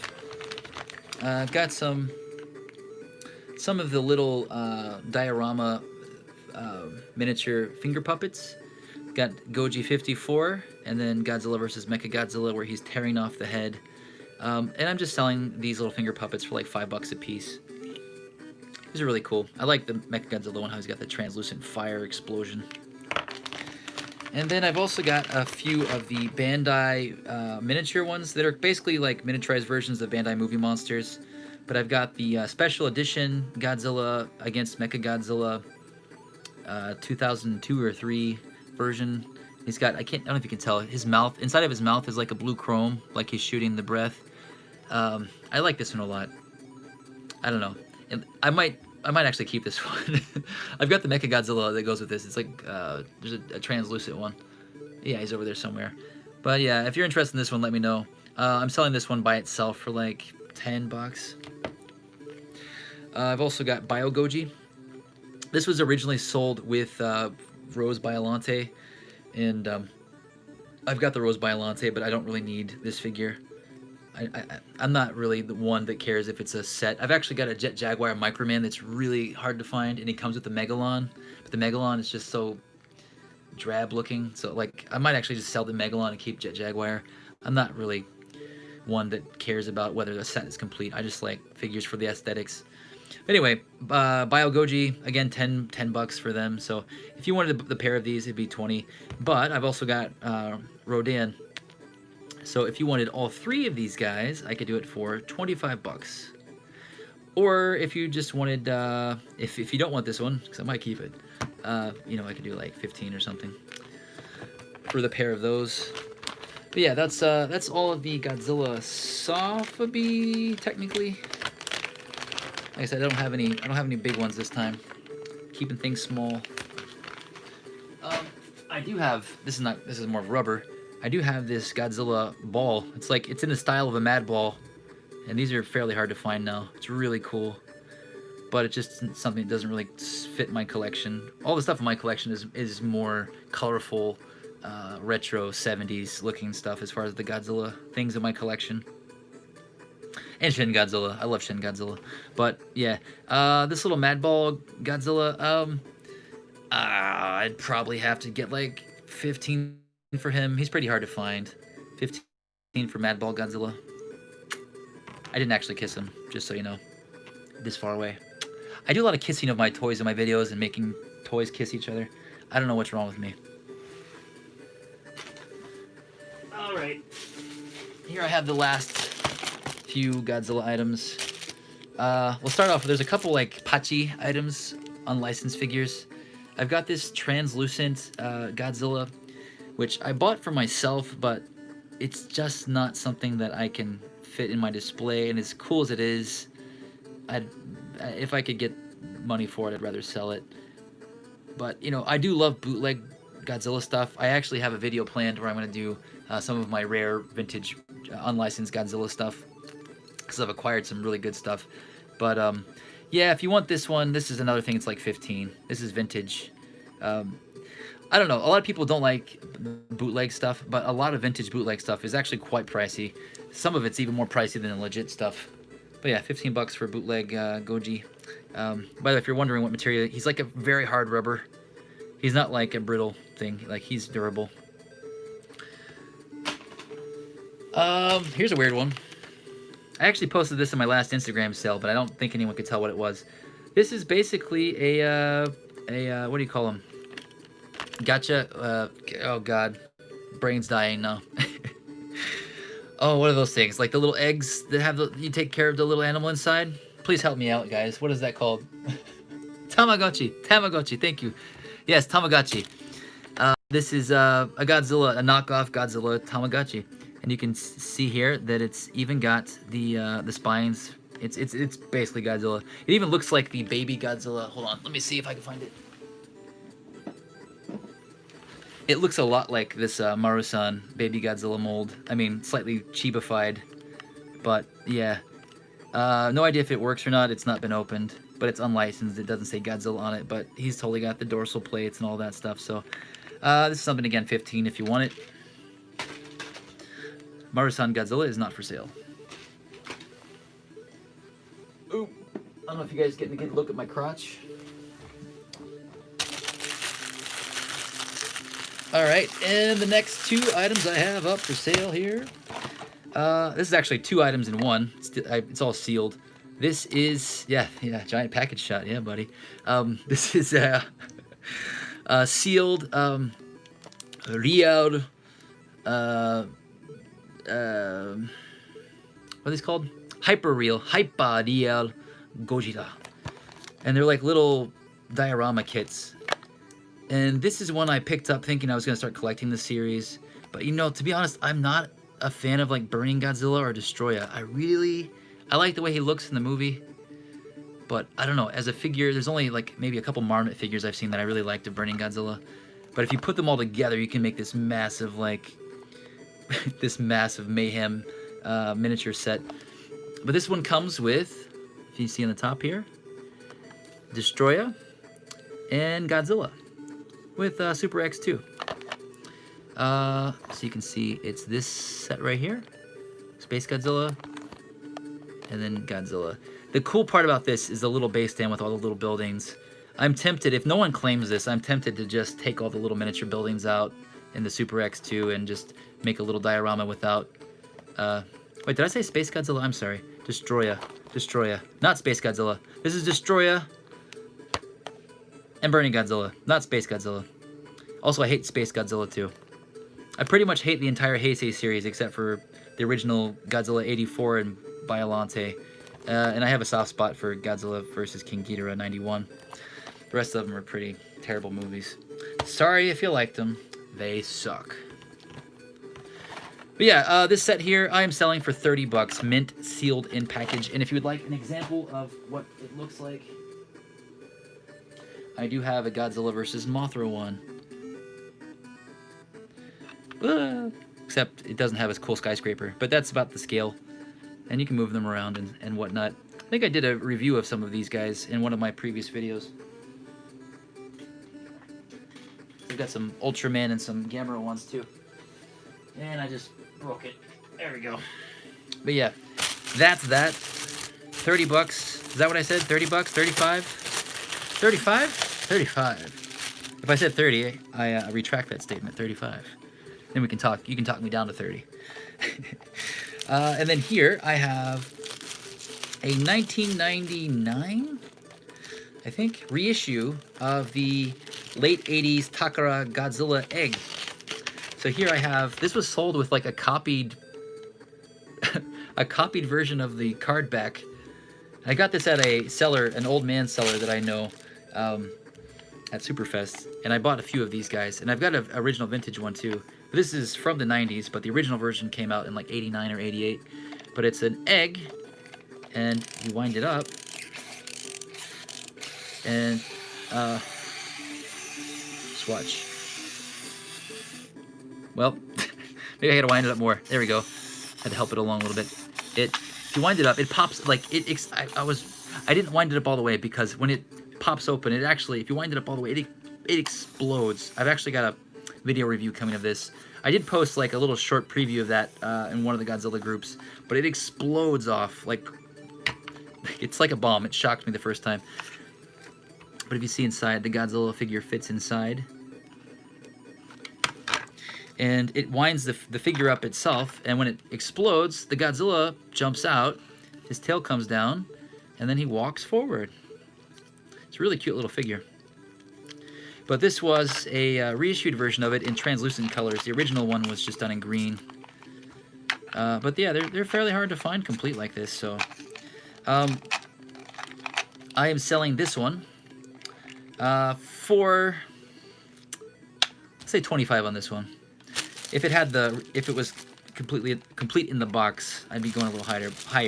But yeah, let's say 25 for that bad boy. I will have a video review of this coming out because I have one. I have a couple other colors of it, but I'm only selling this one at the moment. But yeah, guys, that is all of the stuff that I have. Oh wait, no, it's not. I have one more item. It's not a toy though. Forgot about it. Any of you guys who've ever watched my older videos where I'm sitting in this chair, I've actually swapped this chair out. I got a new chair now. I had a very special backing pad to my chair that a lot of people ask me about, and I've decided to put it up for sale just because it won't really fit on this chair very well anymore, and my wife told me to sell it. So it's this right here. It is a Gamera, the Battle Pachinko chair cushion that was actually used in a pachinko parlor. Not for sale. I believe it even says here, not for sale. So this is for sale. It is for sale from me. And this is a very, very rare item. So I'm looking to get, you know what? Let's just go with the 35. 35. If you want this, it's yours for $35. And it's got sweet Gamera from Gamera 3 on there. I love Gamera, but, you know, I need to limit myself to, again, colorful Sofubi. Trying to get rid of as many random items that aren't, like, colorful toys. But yeah, guys, that's all of the toys that I have for grabs. Also, actually, my son gave this to me, and he was like, hey, could you put this in the sale? I don't need it. It's some Pokemon. I don't know anything about Pokemon. I know Pikachu and a couple of the other ones, but he said, yeah, he's like, yeah, I don't need this. I don't think he ever played with this. He just, like, got it one day, and it's been sitting there. It's cool. It kind of looks like Godzilla. I kind of like it. Anyway, if you know what this Pokemon is, let me know if you want it. Shoot out an offer. Let's see, we got a question here. But yeah, if you guys want to ask me some questions, it is now full-on Q&A time. If you want to see real quick, turn my camera around. Here's all the pile of stuff that I put up for sale. You might have missed a lot of it if you came in late. You can go back and watch the stream afterwards. A lot of it has been claimed already from what I can tell in my DMs. There's some other stuff over here. But look, hey guys, no more sofa. Just some random stuff sitting around. I gotta take all this stuff down tomorrow. I gotta take this entire display down tomorrow. All of that's gotta come down because we're putting in carpet. I'm getting a new display in. So last look at that. Maybe I'll do a one more like collection video, just kind of walking around my room before I get it all taken down tomorrow. We'll see. Oh, by the way, I also have some like random stuff over here that I'm gonna throw in as freebies. Like I've got some other stuff down there too. So if you did claim something, based on whatever you claimed, I'll throw in some freebies with every purchase. Again, if you were interested in anything that you saw, you need to claim them via DM at Instagram at Tokyo Toy Bastard, or if you don't have Instagram, you can claim them on Facebook. I will check the timestamps to see who was first, and whoever pays first, if multiple people claim at the same time, will be the person that gets it. Yeah, I've got some like random things, like some random Dragon Ball stuff, some like little Coca-Cola stuff, and some little miniature things. I got a lot of Evangelion stuff just laying around. But yeah, I'll throw freebies in. I'll probably even throw like maybe some Keshi in with every purchase. But yeah, guys, thanks for checking out all of those things. So right now it's time for you guys to ask your questions. And the first question that I saw up here is, let's see here.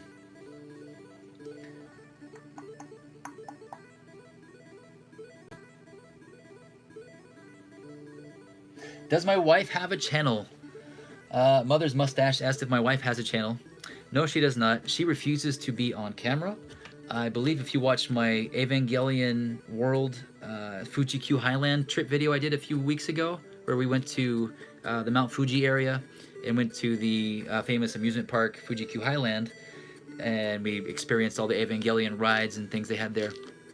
You can see my wife, her face, like for a split second, in the reflection of a TV monitor in line for Evangelion the flight ride, and then you can see like the back of her head and her body like using the phone in when I walk down a hallway. That's it. I think that's the only two appearances she's made in my channel. It's that video right there. She was very angry that you could see her reflection in that TV, and it's very small and very brief, so I thought it was hilarious. But yeah, she'll never appear on YouTube unless I can secretly get her and her not find out about it. My kids do tend to watch my videos, and they would definitely tell her if she was in the video. I think that's how she found out to begin with. Oh, thank you for complimenting on my collection. It will be back and better than ever, hopefully, by the time Christmas comes around, by the time I get everything resorted. And yeah, I'll do an updated collection video at that point as well. And Christmas, I'll be pumping out all kinds of awesome videos. I've got several ideas I've been wanting to make these past 2 weekends. I just haven't had the time. Good Lord, I'm stuttering. I think I need some espresso. But yeah, keep watching my channel. I'll have a bunch of varied videos out of all subject matters coming within the next few weeks. So collection will be shown off for sure. What is your favorite Sofubi figure in your collection? My favorite Sofubi figure, well, I do collect various types of Sofubi. So I've got Godzilla, Gamera, Dragon Ball, Dr. Slump. But if I had to pick one, even Evangelion, if I had to pick one favorite Sofubi, I don't know, like my Sun Guts, sorry, not my Sun Guts, my Passion Take Shin Godzilla is one of my favorites. And I can't pull him out right now because he's kind of stuck behind some stuff. I did do a review of my Passion Tank Shin Godzilla. I just love the sculpt on him. And then it turned out later that actually a good friend of mine that got me into collecting and Sofubi is the guy that like pulled the vinyl and painted it. I had no idea. So, let's see. What would be my favorite vinyl? Man, it's hard to choose. There's so many good ones. You know what?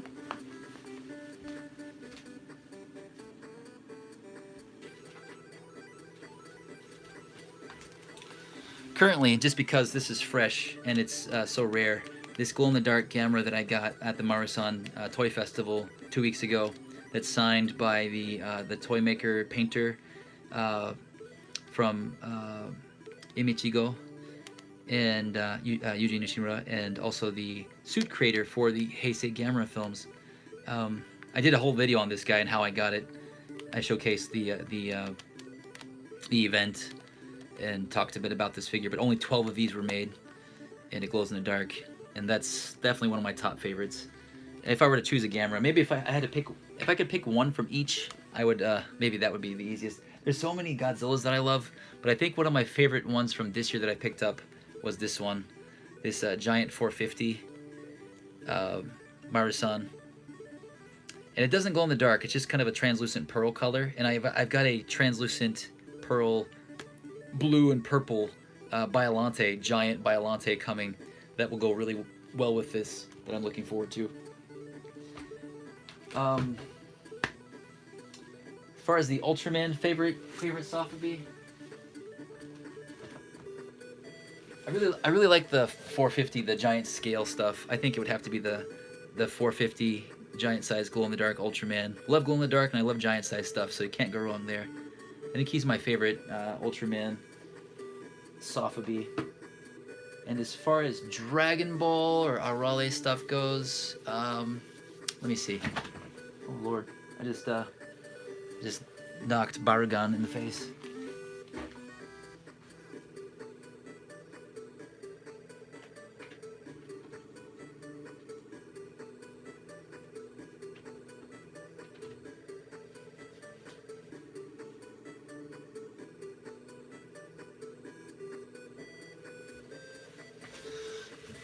I think these are two of my favorite. Actually, wait a second.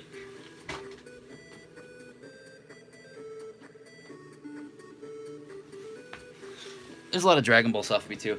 This is my favorite Goku, Kid Goku Sofubi, Epoch, 1986. Adult Goku. I had one of these for sale today, but this is mine. One of my favorite Adult Goku Sofubi. And then Bulma, which is kind of got a derpy face, but I love this Bulma Sofubi, and I like she's got shoes that come off and stuff, and I don't know, it's just charming. These actually go together. But you know, gotta love Mullet Goku. Man, I can't wait to put all this stuff away later. Got such a mess. Let's see, next question. And again, my favorite Sofubi changes every year, you know, depending on what it is. Pretty much any Sofubi that I have in my collection is my favorite. If I don't like it to the utmost extent, it gets sold or traded. How long can you hold on items that cannot be shipped to certain countries? You know what? I mean, I don't. If you want something and it's for some reason it can't be shipped to that country, like I said, Chile currently can't be shipped to from any method as far as I can tell. Most other countries are okay. I think Russia and Chile, I think, cannot accept any form of mail. I can hold them as long as you want, especially if it's smaller items. But what I don't like to do is hold something for someone that I don't know that hasn't paid the item that they claimed. In that case, then I get a little angry. But if it's paid for and, you know, I can trust you, then I'll hold it as long as you want, and I can keep adding stuff to your box. That's fine with me, if that answers your question. That is a very colorful Godzilla Sofubi. It looks amazing. Thank you very much. You need some bicarbonate? What? Hey, Chris, what's up? Chris, what is bicarbonate? Do you know when EMS will ship to the US again? Currently, Japan Post is changing their shipping methods or pricing or how they're doing things, their whole system. They're changing that in April, and they've also still got the Olympics coming up next summer. So I would assume to start seeing changes as soon as April comes around. They actually did start airmail back again for like a few weeks, and then it went back to not having it again. So, you know, I don't think it'll be back until April, but I would expect EMS to return next year, sometime after April, if that answers your question. At least airmail will come back. By the way, if you've never used like tracked Japanese airmail, it's actually really fast. Like EMS beats it maybe by 2 days, 2 or 3 days, but Japanese airmail is very, very fast, and it's tracked, and it's maybe half the price of EMS. Oh, you like that Ultraman, Chris? That looks very good as well. Sofubi type figures are my favorite. I have a Yamanya Dorako Ultraman figure coming as well. Very rare. Yeah, you'd have to show me what that one is. I have lots of books of different Sofubi and all kinds of figures, but there's just so many figures, especially when you get into the realm of Ultraman. So many types, different makers. It's hard to keep track of, especially a collector like me that's into, like, now I'm just getting into Ultraman, but getting into Gamera, into Godzilla, into Dragon Ball, into Evangelion, into Dr. Slump, into Ghostbusters, and Microman, and Henshin Cyborg, and all this other stuff. I'm into so many things that it's hard for me to keep track of all of it. And Devilman, I've also started collecting a lot of Devilman this year. Man, it's always interesting though to learn more. That's why I love getting this like collecting books. I've got a bunch of collectors books. I maybe should do a video of all the different books I have, or a video series showcasing some of the different collecting books that I have. The Japanese collecting books are so cool. I do have them for sale from time to time. But if there's something that you're interested in and you're looking to pick up a book specializing in that thing, you know, just let me know. I can usually find those at some of the bookshops here, depending on what it is. I can always help with books as well. Again, if they fit in those, if they fit in this size box, I can ship it currently to any country via Yamato, most any country for like $35 or less. Because I know books can get expensive to ship. Let's see here. Thinking of how I ever found your channel. Maybe you were on a stream with someone here in the States? Was I on a stream? I did do one stream with Collect All Monsters a few months back. Collect All Monsters asked me to join as a guest as for, regarding collecting in Japan. And yeah, they had me, and then a week or so later they had Mike Johnson on. Mike Johnson from Club Tokyo is a friend of mine I've known for a few years that I randomly met here. I think Club Tokyo is coming back or has come back.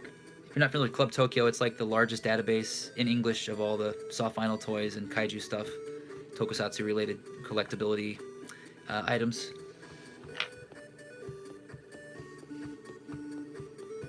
Goku and Bulma easily the best? Yeah, for sure. Sorry, I'm getting these comments delayed.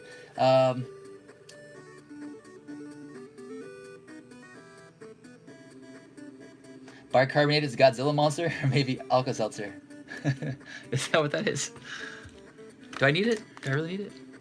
I do need some more of my carbonated water. Toy Terror, thank you. Always enjoy your videos. Thank you very much, man. I enjoy making my videos. I don't know if you guys, if any of you guys have been following me for a year or two, you've noticed I've stepped up my game on my videos a lot this year with the production quality and the editing. Videos before, I would just often just kind of sit in front of a camera and just talk, kind of like I am now.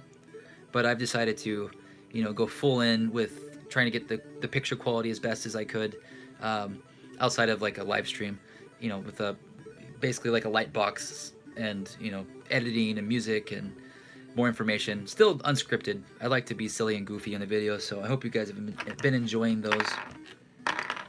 They've been a lot of fun to make. It's basically I get to play with my toys and make videos, which is pretty much all I did throughout junior high school and high school, was make videos playing with my toys with my little group of friends. So being able to do that now on YouTube and share it with the world is really amazing, especially since I'm almost 40 years old. Can't believe I'm still doing it. All right, man. Yeah, if you guys had to go, thank you for watching. I'll be around for a little bit longer, but if you have to go, thank you for watching. I see a couple people are having to leave. I know in the US right now, I think it's probably lunchtime for a lot of you guys. Thank you for watching. Chris Hill, I think the first one I saw was a drunk gaming video. Oh God. Yeah, maybe it was it playing Microman, like a Microman game drunk with my friend Dawn, and I was like really, really wasted. I think I threw up like as soon as the video was finished. Also, for anyone that doesn't know, yeah, I used to feature a lot of alcohol in my videos, and I even had a separate channel called Kentucky Fried Gaijin, where it was basically me and my friends getting drunk and talking about toys or like reacting to weird things or playing video games. But yeah, about a year ago, I actually just decided to quit drinking because it was becoming more of a problem than it was fun. And so yeah, for a year now, I have been completely sober and focused more on things that matter, like my family and, you know, this channel. Been honing in on making this channel higher quality and making my collection better. Definitely saved a lot of money not going out to bars, that's for sure. Let's see. Yep, that was it. Okay. Did you go to Super Festival recently? Has it changed all with COVID? Toy Terror asked about that. Actually, Toy Terror, if you go back just a few weeks ago, I actually did an entire video of Superfest and show that it was fairly sparse. I filmed the first think the first 5 or 10 minutes of the video, I kind of do a walkthrough. Yeah, it was a lot less people this year. There was no tourist, obviously, so a lot of the Superfest is tourists from the USA and China and Taiwan. They weren't there, and a lot of sellers that come out from the countryside just are basically avoiding Tokyo. So yeah, it was fairly sparse, but because of that, I was able to find some really amazing stuff that I otherwise wouldn't have been able to get because it would have already been picked through. So I was happy at Superfest, but a lot of the vendors and things probably didn't do as well as they normally would. So that was the only harsh reality. But yeah, I did an entire video a few weeks ago of Superfest, this past Superfest, and talked a bit more about it and show what I picked up. So check it out. Any other questions? Let's see, we got one here.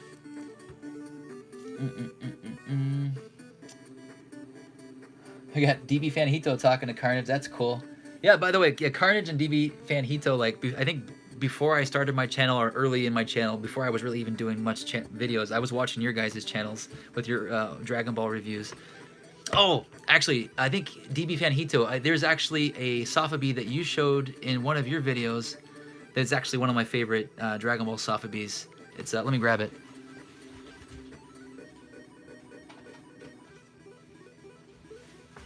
This one right here, this Super Saiyan Goku, which I think was like a mail away that had to do with something with I know that they were advertising this with the Keshi.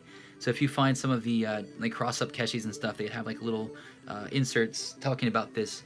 But I'm not sure exactly how it worked, like if it was a mail away lottery or what. But this Super Saiyan Goku Sofubi, currently, it came like a box, and there was an unpainted version that I really want the unpainted version because I like unpainted Sofubi. But they sell for hundreds of dollars. And I was able to get this one from Masano-san, Takeshi Masano, who is on Instagram. He's a really awesome Dragon Ball collector. I met him through Instagram and then at a flea market, and we become friends. But yeah, this is a cool figure. But yeah, originally I saw it on your channel, Hito. Very cool. Nice to see you guys here hanging out and talking to me. That's awesome. Sorry, I don't know if I answered the question. I think I just got sidetracked. Let me see here. You guys talking to each other?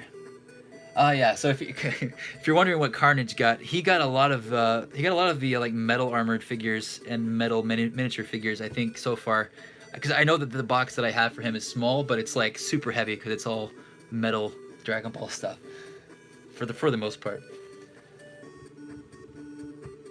Let's see here. Yeah, toys over alcohol for sure. And yeah, Persia. Yeah, if you guys see Persia in the comments, that's my friend Chris. He's in my videos sometimes. He was in my Superfest video. He is my boyfriend. My toy boyfriend. We go hunting for toys together on the weekends. This weekend we didn't meet though. I've been home doing trips to IKEA and clearing out stuff and getting this sale and live stream ready. Let's see here. Let's see. Have you, Felipe, have you met any mangaka from animes you're fans of? Are you into signatures? So Felipe, I don't know if you missed it earlier. I actually used to work in a manga studio. Maybe you heard that. Maybe you're asking separately. So I used to work under an apprentice for Tetsuo Hara, who created Fist of the North Star. So, and he's like a huge, iconic mangaka here. I know Fist of the North Star isn't as popular in the US, but I know it's fairly popular in Europe and South America. But growing up, I actually didn't know much about it. I saw like the video cassette of the movie at like Blockbuster growing up, but I didn't know much about it until I started working for him. But yeah, working for him, I met Hojo Sensei, the creator of City Hunter. He actually worked in the office adjacent to our office, so I had to pass him every morning and every afternoon when I would come to work and share the urinals with him. It was weird. Sometimes like have a short conversation while we're taking a piss. Like I said, I've seen like Nagai Go kind of walking around the old, when we first had our first studio office. We moved later, but at that time he was working on Violence Jack. I didn't get to meet him, but I saw him. I do not collect signatures, so not really something I'm interested in. Although if I were to have the chance to get a signature with some kind of collectible related thing, I'd probably go for it. I'm trying to think. I'd love to meet Toriyama Akira, but I have a friend that owns a toy shop that has a friend that says is says his friend is best friends with Toriyama, but Toriyama lives way out in the countryside. But if I ever got the chance to meet Toriyama, that would be amazing. Trying to think any other mangaka or people I would like to meet. Of course, I would love to meet Hideaki Anno. I actually have a friend, Yuji, that lives here down the street. He works in the same office building or the office building next door to Studio Kara, where Hideaki Anno works. Yeah, he'd be someone that would be awesome to meet. I'd love to meet anyone that was associated with any of the tokusatsu movies I love. My friend Ishii-san that runs Toy Cats, he's good friends with the Ultraman suit actor. Still haven't got to meet him. I'd love to meet, what's his name? Oh man, now I'm starting to get a flood of Japanese names in my head and they're all getting mixed together. Any other time I would just start spouting them off, but right now I'm getting confused with names. Anywho, yeah, I'm not really a collector of signatures or anything. Let's see here. Thank you. Someone said they definitely noticed Vintage Toy Rush, vegetably. You've noticed I've changed my video style recently. They look and sound great. Thank you very much. I'm glad you appreciate that. I will be upgrading my video quality even more, maybe next year, early next year, January, February, because I will be upgrading my camera. So that'll be nice. I'll be able to upload videos with I think the quality has been decent, but I think when I do toy hunts, the picture like blurs. There's pixelated blur when I'm moving around with my current camera, so hopefully that will be eliminated and I can do better quality toy hunting videos. Let's see here. How long does it typically take to edit? It depends. Toy hunting videos are actually pretty straightforward. I can typically do a toy hunting video, like film the video, get on the train. Usually where I toy hunt takes me 45 minutes to 30 minutes to get home. I can usually have the video edited, toy hunting video edited within the time that it takes me to get home. So it's pretty fast because I'm basically just stringing clips together, just cutting off certain parts because I don't leave the camera running the entire time. I film only what I need. That just makes it easier for me to edit, and I just kind of string them together, add music, they're done. However, when I do the videos where I'm like doing reviews or junk bags or things like that, where I'm going in depth or doing little skits, those take a lot of time to edit. I can spend up to 8 hours editing those. So yeah, as much fun as those videos are to make, they are way more time consuming. Let's see here. Chris has been cleaning Tiger Mask toys all weekend. He actually sent me a video of him cleaning some Tiger Mask toys this morning. He's always got some good tips for cleaning. I always tell Chris he should make his own channel and, you know, show some tips. He doesn't even have to speak or anything. Just show some techniques or tips or collections or something. You should totally do it, man. Let's see here. So it seems like a lot of you guys are making friends here in the comments. That's awesome to see. I won't interrupt. Can anyone recommend a vintage fashion channel based in Tokyo? Vintage fashion channel? I'm not much for fashion. I wear the same thing every day, almost. I mean, for work, I wear the same thing almost every day. And on the weekends, I've got a few things that I select, but not a fashion person for sure. I don't know. Do you think I'm stylish? You know, I've got my stylish shades. My, like, 100 yen, 1980s Toriyama style shades. I'm trying to become a Toriyama character. Like, if I've got my cap, my shades, and then I've got my mask on, I'm like 100% straight out of like Dr. Slump, in my opinion. If I could just dress like that all the time, that's what I would do. Thank you, guys. Thank you. If you were to ask my wife, is Jeremy? By the way, my name's Jeremy. Is Jeremy stylish? She would just laugh. She would laugh at all of you. But I'm glad you guys think I'm stylish. I like to think that I'm stylish. Any other questions from you guys? If I don't get any more questions, I'll probably start to wrap this up. But I don't want to end your guys' conversation that you guys are having. I need to grow my hair out and perm it. You know, I am growing out my hair. My hair is already super curly. I don't know if you can tell. Like, you can see some of my older videos, I have like a shaved head. I've got hat hair now. My hair is getting quite long. And I cut it myself. I even trimmed up the sides today, but my hair gets so long and curly in the back. If I grow it out, it's just like a full-on like permy afro. Is that what I was trying to say? Yeah, I've got a bit of a mullet going. I actually had a full-on mullet this summer because I went and just shaved the sides and to the back, and then my razor died, and I did that on my lunch break from work because I work down the street, and I went back to work with like just a full-on mullet, and it was actually kind of fun. I'm getting close to having a mullet now. It just looks like I have a mullet just because I've got the hat hair going on, but it's all the same length. Even the sides the same length. I just trim like around my ears. But yeah, I definitely need a haircut, but it's getting chilly, so I wear a hat all the time, even at work, so not that worried about it. I'd rather save the 1,000 yen I'd spend on an actual haircut for more toys. You know what I mean? And I am from Kentucky, as Chris has pointed out, so it's just a natural progression for me to start growing a mullet once I enter my 40s, right?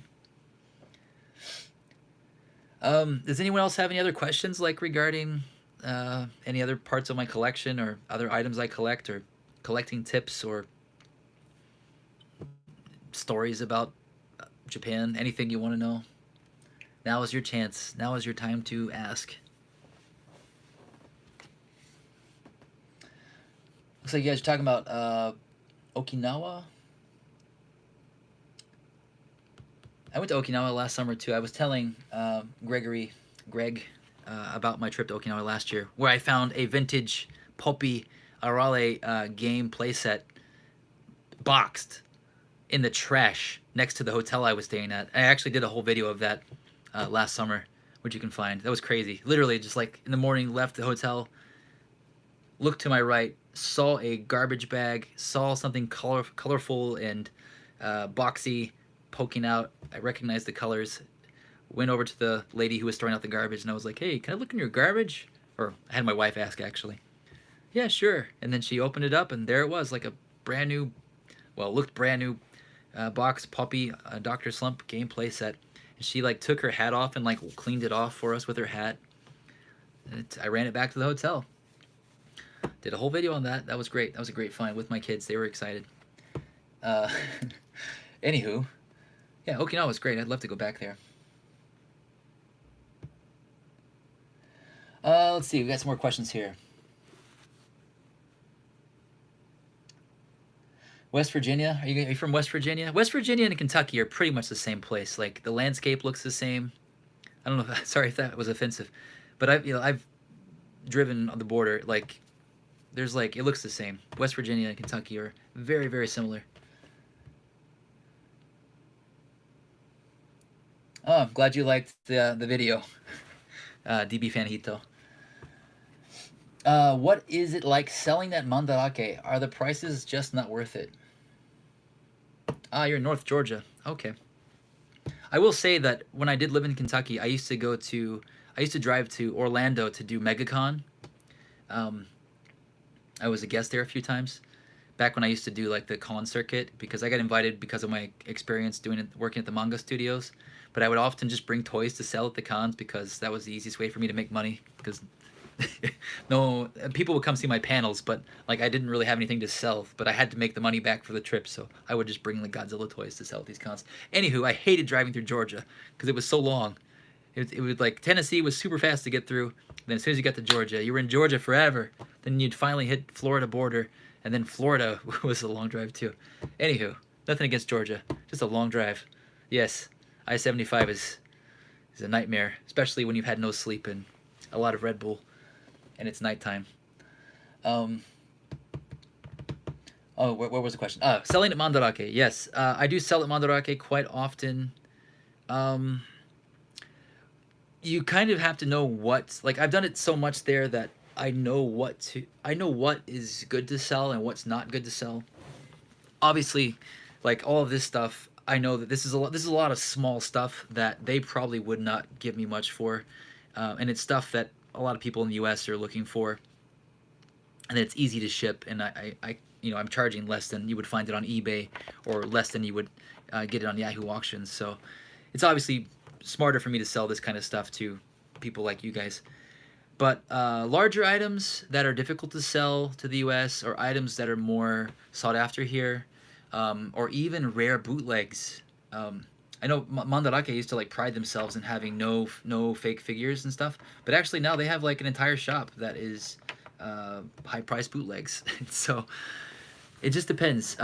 I tend to sell a lot of smaller, rare items there that U.S. sellers wouldn't really, or sorry, U.S. buyers or buyers outside of Japan wouldn't gravitate as much to, or pay the prices that I would be asking for.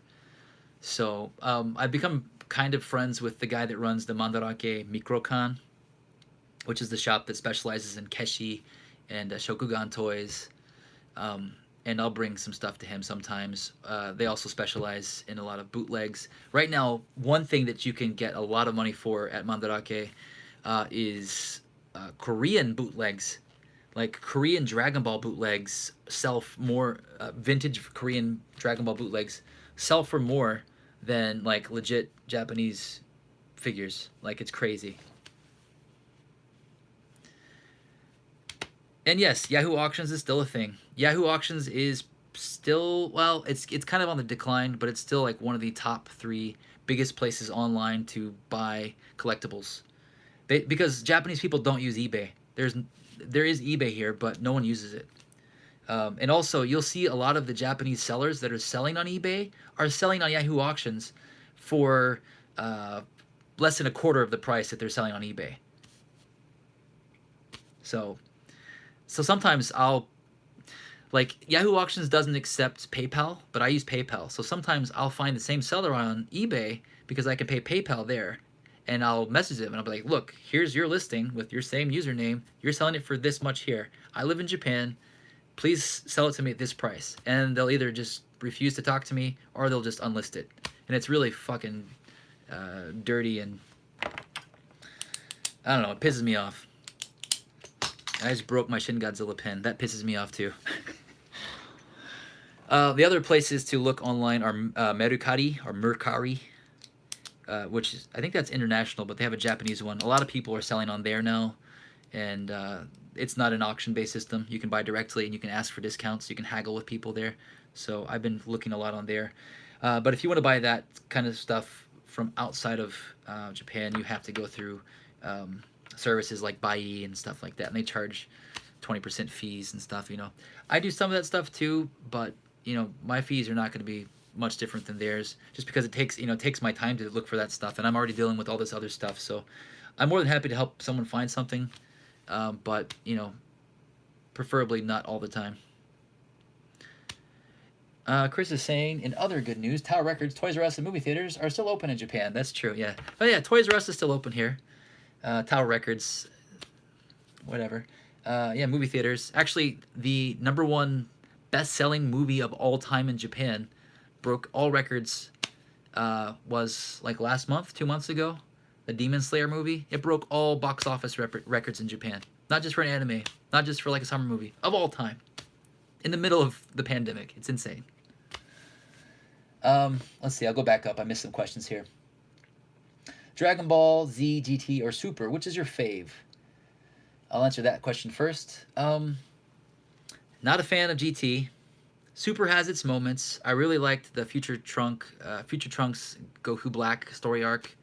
I think that's my favorite little area of Dragon Ball Super, and I liked the Dr. Slump crossover episode.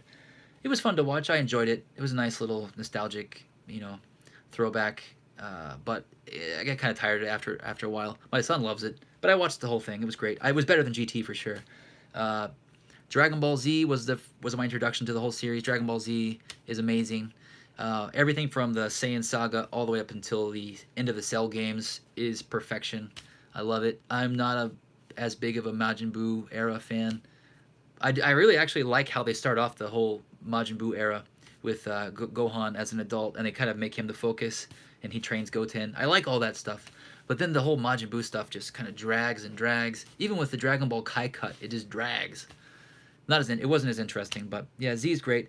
But the original Dragon Ball, I never got to watch in full until I moved to Japan, and it was on Netflix. And because growing up and in Kentucky, it was hard to find, and I found maybe part of the first season on DVD, and it was all censored Funimation version. Um, but going back and watching it as an adult with my kids, and my kids loved it, and then not having the censored version and getting all these weird jokes and these very adult humor, and at the same time getting into Doctor Slump and things like that. I really started to appreciate that more, and like the art style and all the gag and the humor. So I love Dragon Ball and Dragon Ball Z equally for their different aspects. I like the comedy and the adventure of Dragon Ball, and I love the action and sci-fi elements of Dragon Ball Z. So if that answers your question. But you had a follow-up question, I believe. On the selling at Mandarake question, I work retail in the U.S. We typically buy at 1/3 to 1/2 price we'd like to sell. Yeah, that's about how they do it too. Some items they'll pay a bit more. For example, like exclusive Sofubi, they might pay you the retail price.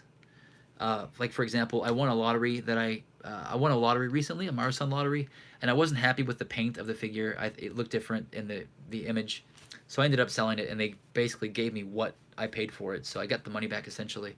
And then they sold it for a little bit more, not much more, but it just depends on the item.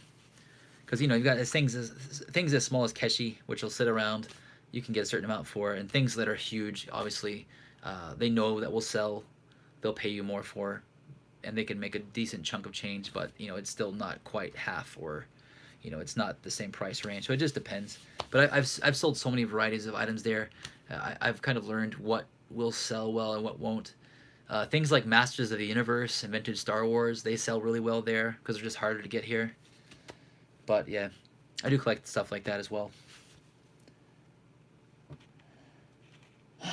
But in general, like Mandarake is pretty much the only place that will give you a decent price. I know people complain about Mandarake's high prices, or they didn't give me much, but honestly, in comparison to all the other places, you can't compare. All the other resellers in Japan, like that have shops at like Nakano Broadway and stuff, they're pricing way higher unless you get lucky and you find a showcase with a smaller price. Mandarake always has cheaper prices. But you always have to check. There are always those other little random shops that don't know what the thing is, or are just having a sale, and you can get them cheaper. It just depends. But as far as like selling to the shop directly, Mandarake gives the best prices. Most other shops will be like, why don't you go sell it at Mandarake? Because to them, they're just losing money. They prefer to buy like junk lots and people that are dumping collections, Let's see here. Store trade, is that similar to Mandarake? Yeah, you could do some shops will do store trade, like especially if they're not big franchises. Like for example, Toy Cats. My friend Ishii that owned Toy Cats, I would do trades with him all the time. It just depends on the shop and the seller, and who's running the business there. But yeah, trades are always great. That way no one loses out on any money, and they might get something that they prefer that would sell faster. It's something that you might be looking for that they haven't been able to sell. Let's see. Yeah, movie theaters are still open here. I haven't been to one, but they're pretty strict, I think, about people sitting close to each other. I did go to Disneyland here, and I was surprised they basically only let a certain amount of people in, and there are lines. I mean, like lines marked out everywhere where you have to stand, and it was great actually because you only had to wait like 30 minutes to ride rides, and they had minimal staffing, so it was like a ghost town, and the rides that were open were all spread out, and yeah, you didn't have much interaction. You have way more interaction with people like riding a train here, so yeah, then you have to ride a train to get to work. For most people do. But yeah, most things are still open here. It's also very normal to wear masks here. Like people wear masks here year round, and in the winter time when it's like flu season, like 90% of people are wearing masks anyway. So it's like, and people aren't very touchy here either. People are very to themselves, soft spoken. You don't see people like hugging and kissing each other in public. Like, I don't know, a lot of the things that you would see in America that are normal as far as like social norms just aren't a thing here anyway.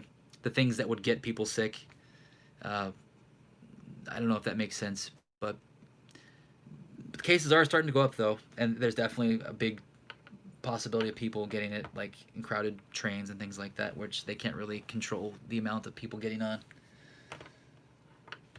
We'll see how it goes. Okay, I gotta scroll down here. Last 2 months, every damn thing was Demon Slayer. Yeah, Jesus Christ, man. You know, I teach, and everything, all the kids care about is Demon Slayer. Even kindergarten kids, that's all they care about is Demon Slayer. Elementary school kids, especially, my kids. Demon Slayer, Demon Slayer, Demon Slayer. Or as in Japan, it's called Kimetsu no Yaiba. So you just hear kids, no matter, like, you go to any shop here, and you can hear, like, little kids, they're like 4 years old, going, Kimetsu, Kimetsu. They'll just point at anything that has a picture of Kimetsu no Yaiba on it. Kimetsu, Kimetsu. Ugh, all the shops are filled with like these little cheap like bookmarks and keychains. It's all just gonna be dumped in the next year or so.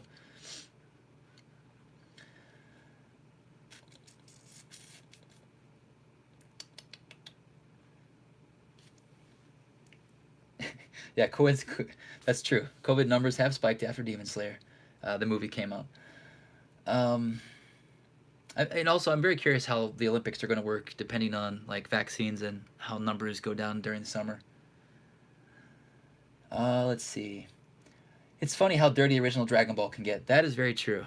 I never knew exactly how dirty it was until I saw it unedited on the Japanese Netflix. It's great. I love it.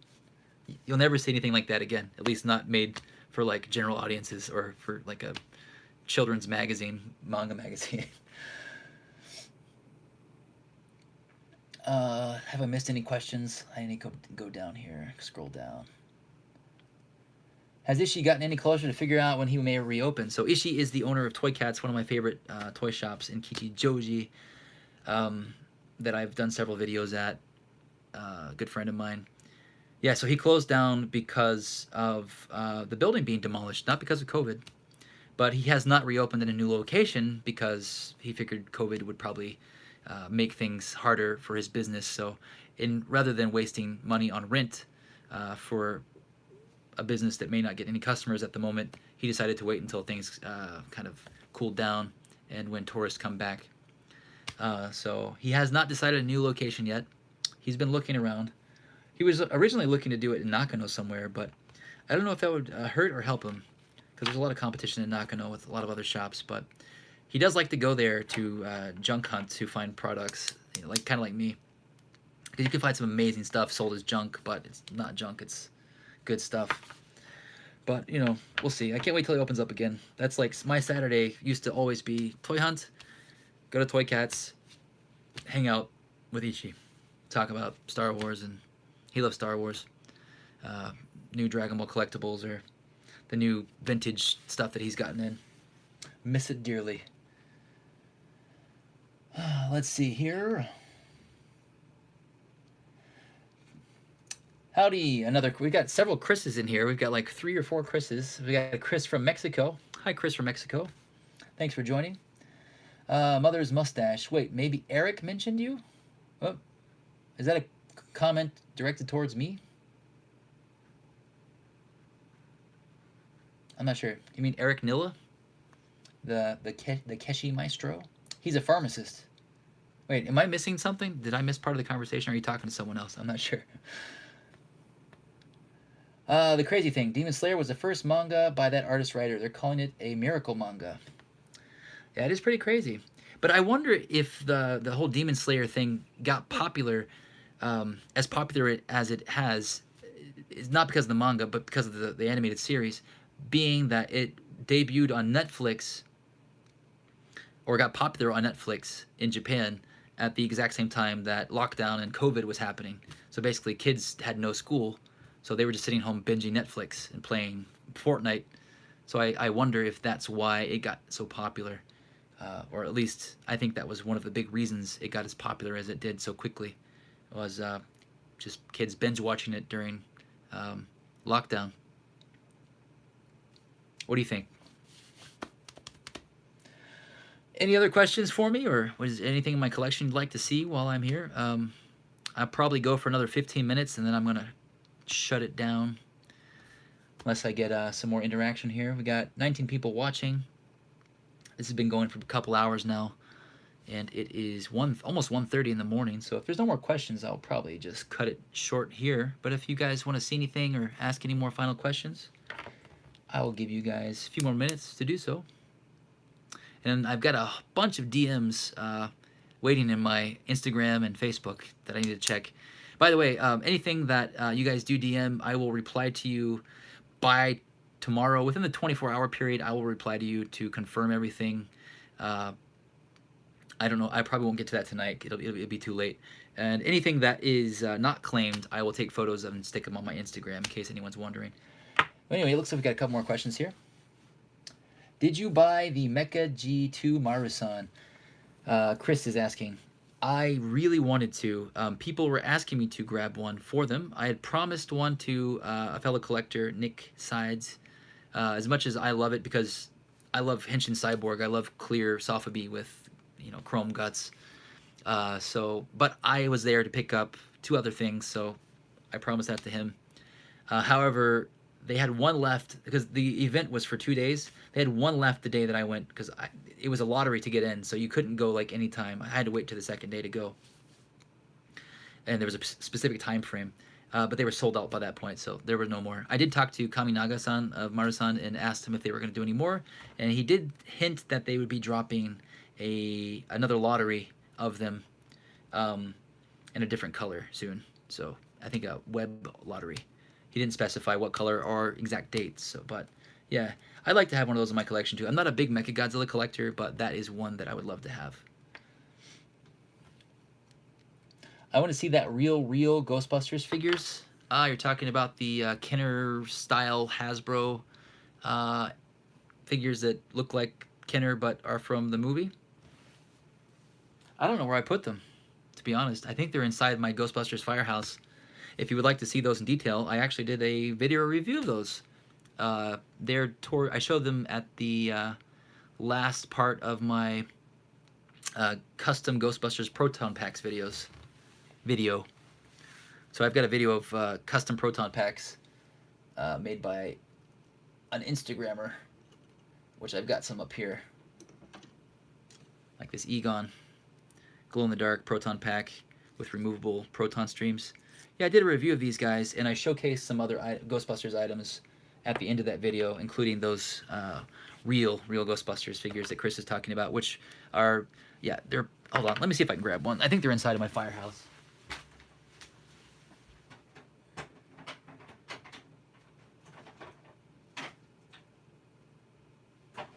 Yeah, I found them.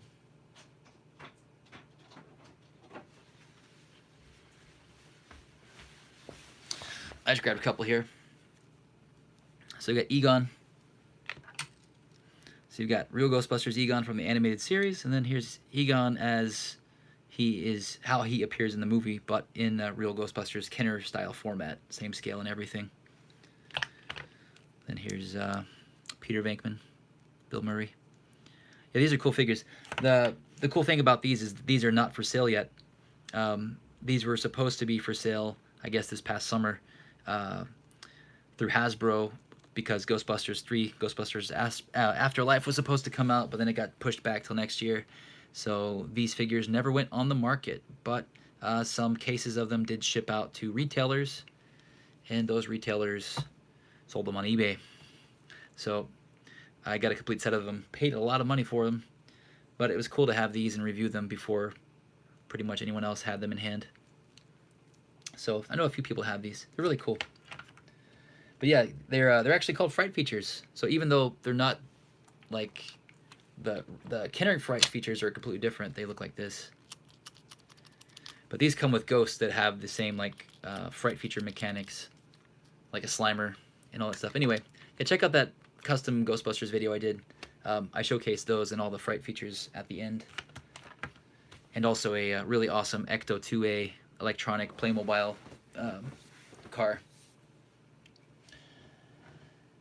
Let's see here.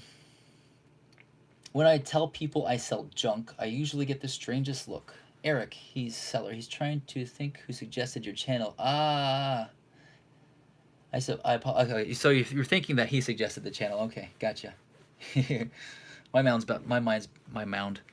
is bouncing around. That sounds weird. Did you sell the Ultra 7 Aurora? The Ultra 7 Aurora. Actually, I was taking pre-orders for the Ultra 7 Aurora, but I did not actually pick up any. I had the Ultraman Aurora, and I ordered several of those for people, but then I put up the Ultra 7 Aurora pre-order, and I don't think anyone ordered any, so I didn't order any.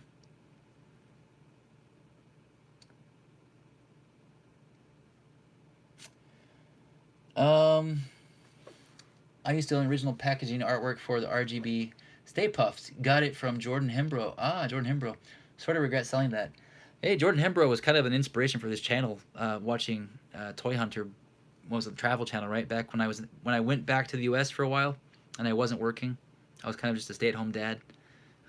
Used to watch Toy Hunters. Toy Hunter, and then I saw Rodrigo Mad Hunter, who I ended up becoming friends with through YouTube, who was featured on that channel. Big Toy Hunter collector in Mexico. But that's cool. That's cool that you got that artwork. Oh, actually, I completely forgot about this. I actually have some more Ghostbuster stuff that's actually for sale. I recently collected quite a few original animation cells, which, if you're not aware, Real Ghostbusters was animated in Japan and then later in Korea. And I've got a bunch of cells that I don't really need. I'm only keeping a few of them. So, yeah, I am actually selling quite a few of these guys. Guess it's a good... Now we're talking about Ghostbusters, and good time to show these off and let you know they're for sale. Here I've got a close-up of Ray Stantz with original colors and the original pencil sketches and in-between lines. That one's for sale. I've got the Ghostbusters with Janine, like walking up some steps.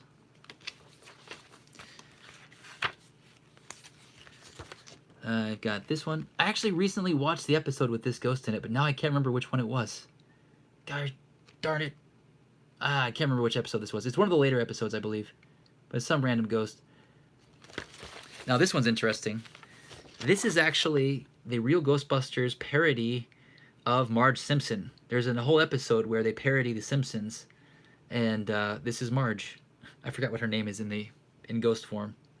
But yeah, they did the entire Simpsons family, which was crazy because it was like released the year that Simpsons came out, so it was like at the very beginning of the Simpsons craze. So yeah, all of those cells are for sale. I'm not really charging a whole lot for them. Maybe, I don't know, $10 a piece, or make an offer if you want to buy more. I've got some other ones too. Here is the, I think he's like the mayor of Tokyo or something like that. This is in the episode where they go to Japan, and he's showing one of the monsters. I might keep that one, I'm not sure. You can make an offer on that one.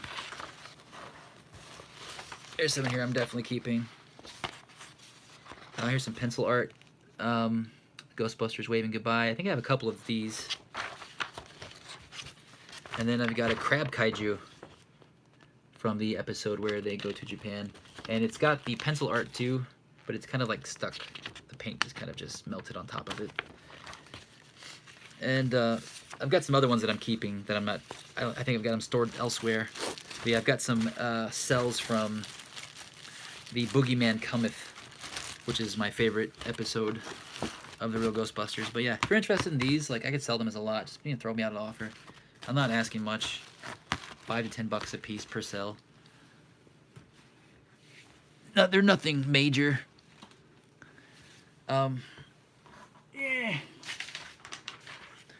Yeah, okay, let me see if I missed any comments here. Did you end up keeping the big Kinshiro Keshi with club set for your own collection?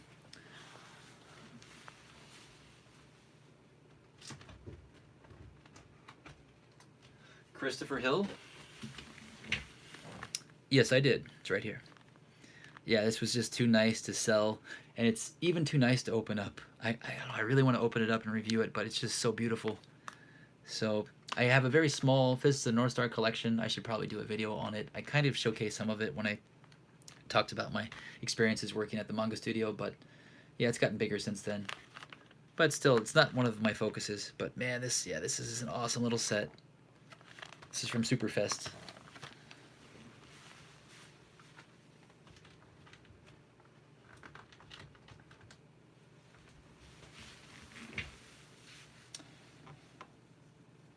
Would you plan to sell the Arale Chen mask that's behind you?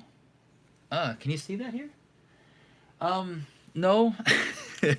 I love that one. I'm collecting vintage Matsuri masks, and that's one of my favorites. Oh yeah, you can see it right there. Yeah, I found that at Mandarake, I believe, and it wasn't that expensive. But yeah, I've got a vintage Goku, I've got a vintage Arale, I've got a vintage Ultraman. I'm trying to build those up. I really want to build up a whole wall that looks kind of like a Matsuri section. When I redo this whole room, it's gonna have more of a Showa vibe to it. But yeah, sorry, that one's not gonna be for sale. But I don't, that shouldn't be too hard to find, an Arale mask. I had a Kid Goku one, because I got a Super Saiyan one now. I had a Kid Goku one that I sold to Stephanie Paz, SS Goshen. I kind of wish I would have kept that one, because I haven't been able to find a nice one ever since. But, you know, Goshen's cool. Stephanie's cool. I'm glad she's got it. I've actually got a bunch of stuff for her that I need to ship her once Post gets back to normal. Hers is a little bit too big to put in one of those Yamato small packages. How much for the aircon unit? Well, I kind of need that one, but if I end up upgrading, you know, I'll let you know. I'm pretty sure shipping would be a bitch. Are you into Silverhawks, Thundercats, and Masters of the Universe? Yes. Thundercats, not so much. I did like it as a kid. I really love the Lion-O figure. I've owned a Lion-O figure. I've owned a bootleg too. But Masters of the Universe, I do collect. I'm not actively collecting it. I've got all the figures that I want. I've got an original He-Man complete, original Skeletor complete, original Battle Cat complete, original Beastman with the alternate yellow-orange armor, original Prince Adam complete, original Faker complete, and one or two others. Like, yeah, that's all I really want. If I could ever get a Scareglow for a cheap price, I'd probably go for one. But yeah. I'm not actively collecting it, but I do have those in my collection. My very first memory of ever receiving a toy as a gift was He-Man. I think it was the Flying Fist He-Man, I believe, which I broke on camera. I got like a nice one, and I broke it on camera on accident on my other channel, my now defunct partner channel, Kentucky Fried Gaijin. If you guys want to check out some old content that is not on this channel that I did in collaboration with my friend Dawn, check out Kentucky Fried Gaijin. The very first video we did, it was a Christmas video 2 years ago, exchanging gifts, and I broke that He-Man on camera on accident. But yeah, we did like a reaction, like we did reactions to the long lost dub of Dr. Slump with a group of friends that have never heard of it. We did some reactions to the real Ghostbusters with friends that had never seen it. We did some toy hunting videos. We did some like drunk video game playing back when I used to drink. But yeah, that was a fun channel. Too bad it's defunct now, but it's really hard for me and Don to get together, especially this year. He's busy. He does video game stuff. And yeah, it was a fun year though, making those videos. Check out that channel if you haven't. I have it linked in my like suggested YouTube channel links. Oh, I forgot to mention Silverhawks. Yes, Silverhawks. I actually did get into Silverhawks a few years ago, collecting them. I did vaguely remember them in my childhood, and I love the way the figures look. And I did really love the Batman figure, the Nightwing Batman, which was basically the Quicksilver figure, but turned into Batman. But I had a Quicksilver, and I had I keep thinking her name's Lady Hawk, the girl. What's her name? I had those, and then I dropped the girl, and her leg fell off or something, and then I ended up trading them because I was like, oh, one's broken. Then I ended up finding the part. No, it was the arm fell off, I think. And then anyway, I ended up trading them, and then like a year later, I was like, man, I kind of want to get back into collecting those. Oh, I had a Moonstriker too, like mint on card. But I traded them all to 2,000 toys. And then later when I decided that I was going to actually actively collect them again, they just like shot up in price. And I was like, shit. So going back to like one of the first questions I was asked at the beginning of the stream, if you're still here, I forgot who asked that question. One of my biggest regrets of something I traded or sold was my few Silverhawks that I had. Definitely a big regret.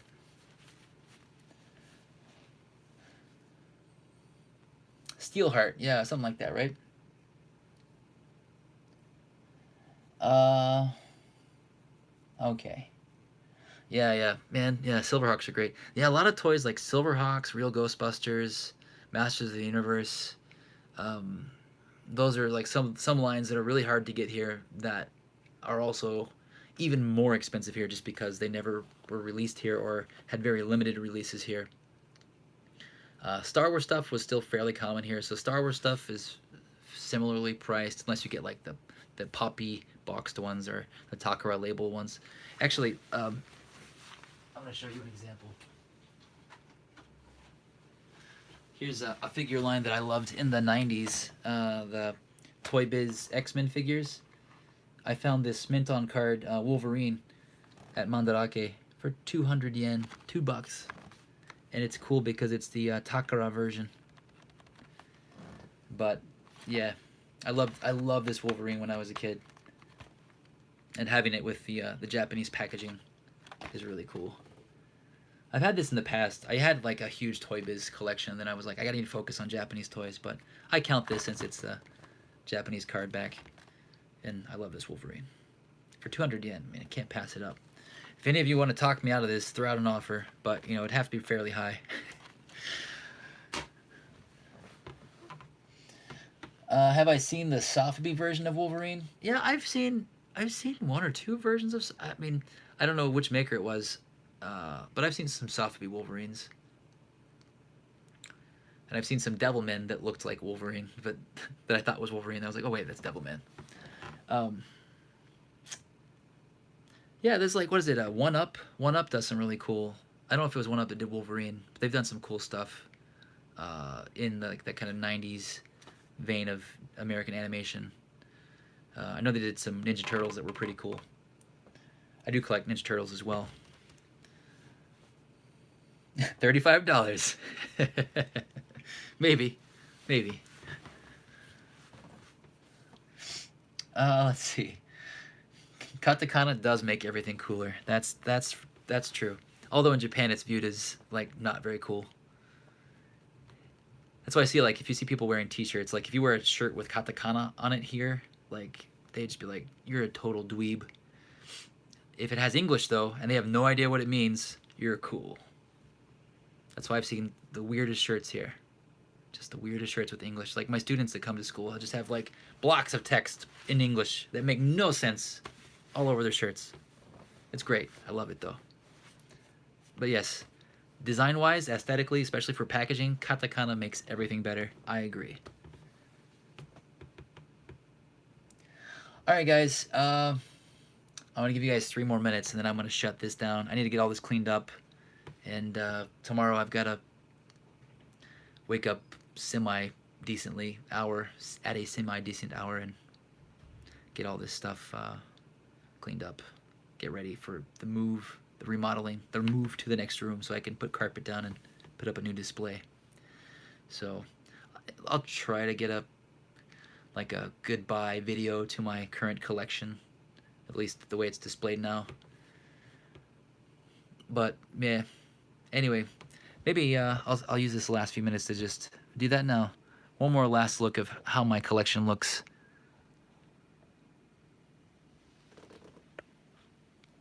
You guys can kind of see some stuff. This will probably prompt some more questions. Oh, I want to show this little Devilman. This is a miniature, like 3 3/4 scale Devilman, miniaturized Henshin Cyborg, and it was like in a Shokugan line. Pretty hard to find this one. Found it recently. A couple Ultra 7s. There's a bunch of random crap over here. There's a bunch of just random junk on my table I've been showing. All the stuff that I sold today, or well, was selling. All the random stuff on my TV. Lots of stuff over there. Also, if anyone's interested in some vintage roller skate pencil sharpeners, let me know. I've still got a lot of them. I wish, see, I've got these 2 giant doors here. I wish I could just use that to display stuff, but I can't because they're sliding doors. Real Ghostbusters reissues, and the main collection itself. Let's see, I can unplug, I can get closer. I have my phone plugged up. My battery's really bad right now, so if I don't keep it plugged in, it tends to die soon. But yeah, here's the last look at my collection as it stands in its current state before I take it all down and replace the display case.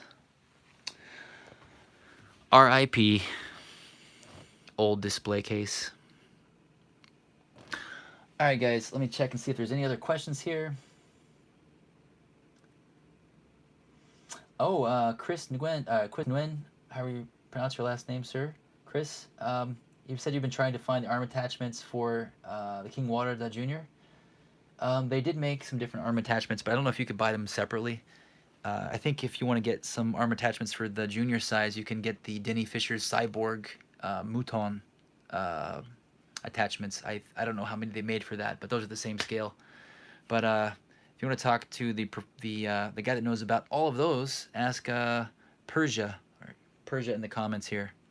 Chris, my friend, who is a huge collector, who had just completed his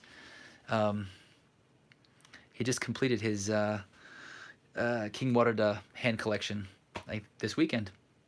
Aaron Swix, what's up, man? You're late to the party. I was about to close it down, but glad you're here, man. Nice to see you. And Felipe, thank you. I'm glad you enjoyed this little video. It went over 2 hours long. Was it 3 hours long now? Jeez. But yeah, I think I'm gonna shut this down.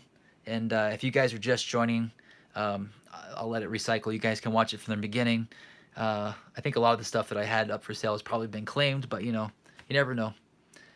Anyway, it was fun to do this, and thanks you guys for watching, and I will see you next week with something. I don't know what video I'm going to put up next week, but you've also got the collaboration video I did with Japan Geek coming up next week. I will link that to his channel when it's up.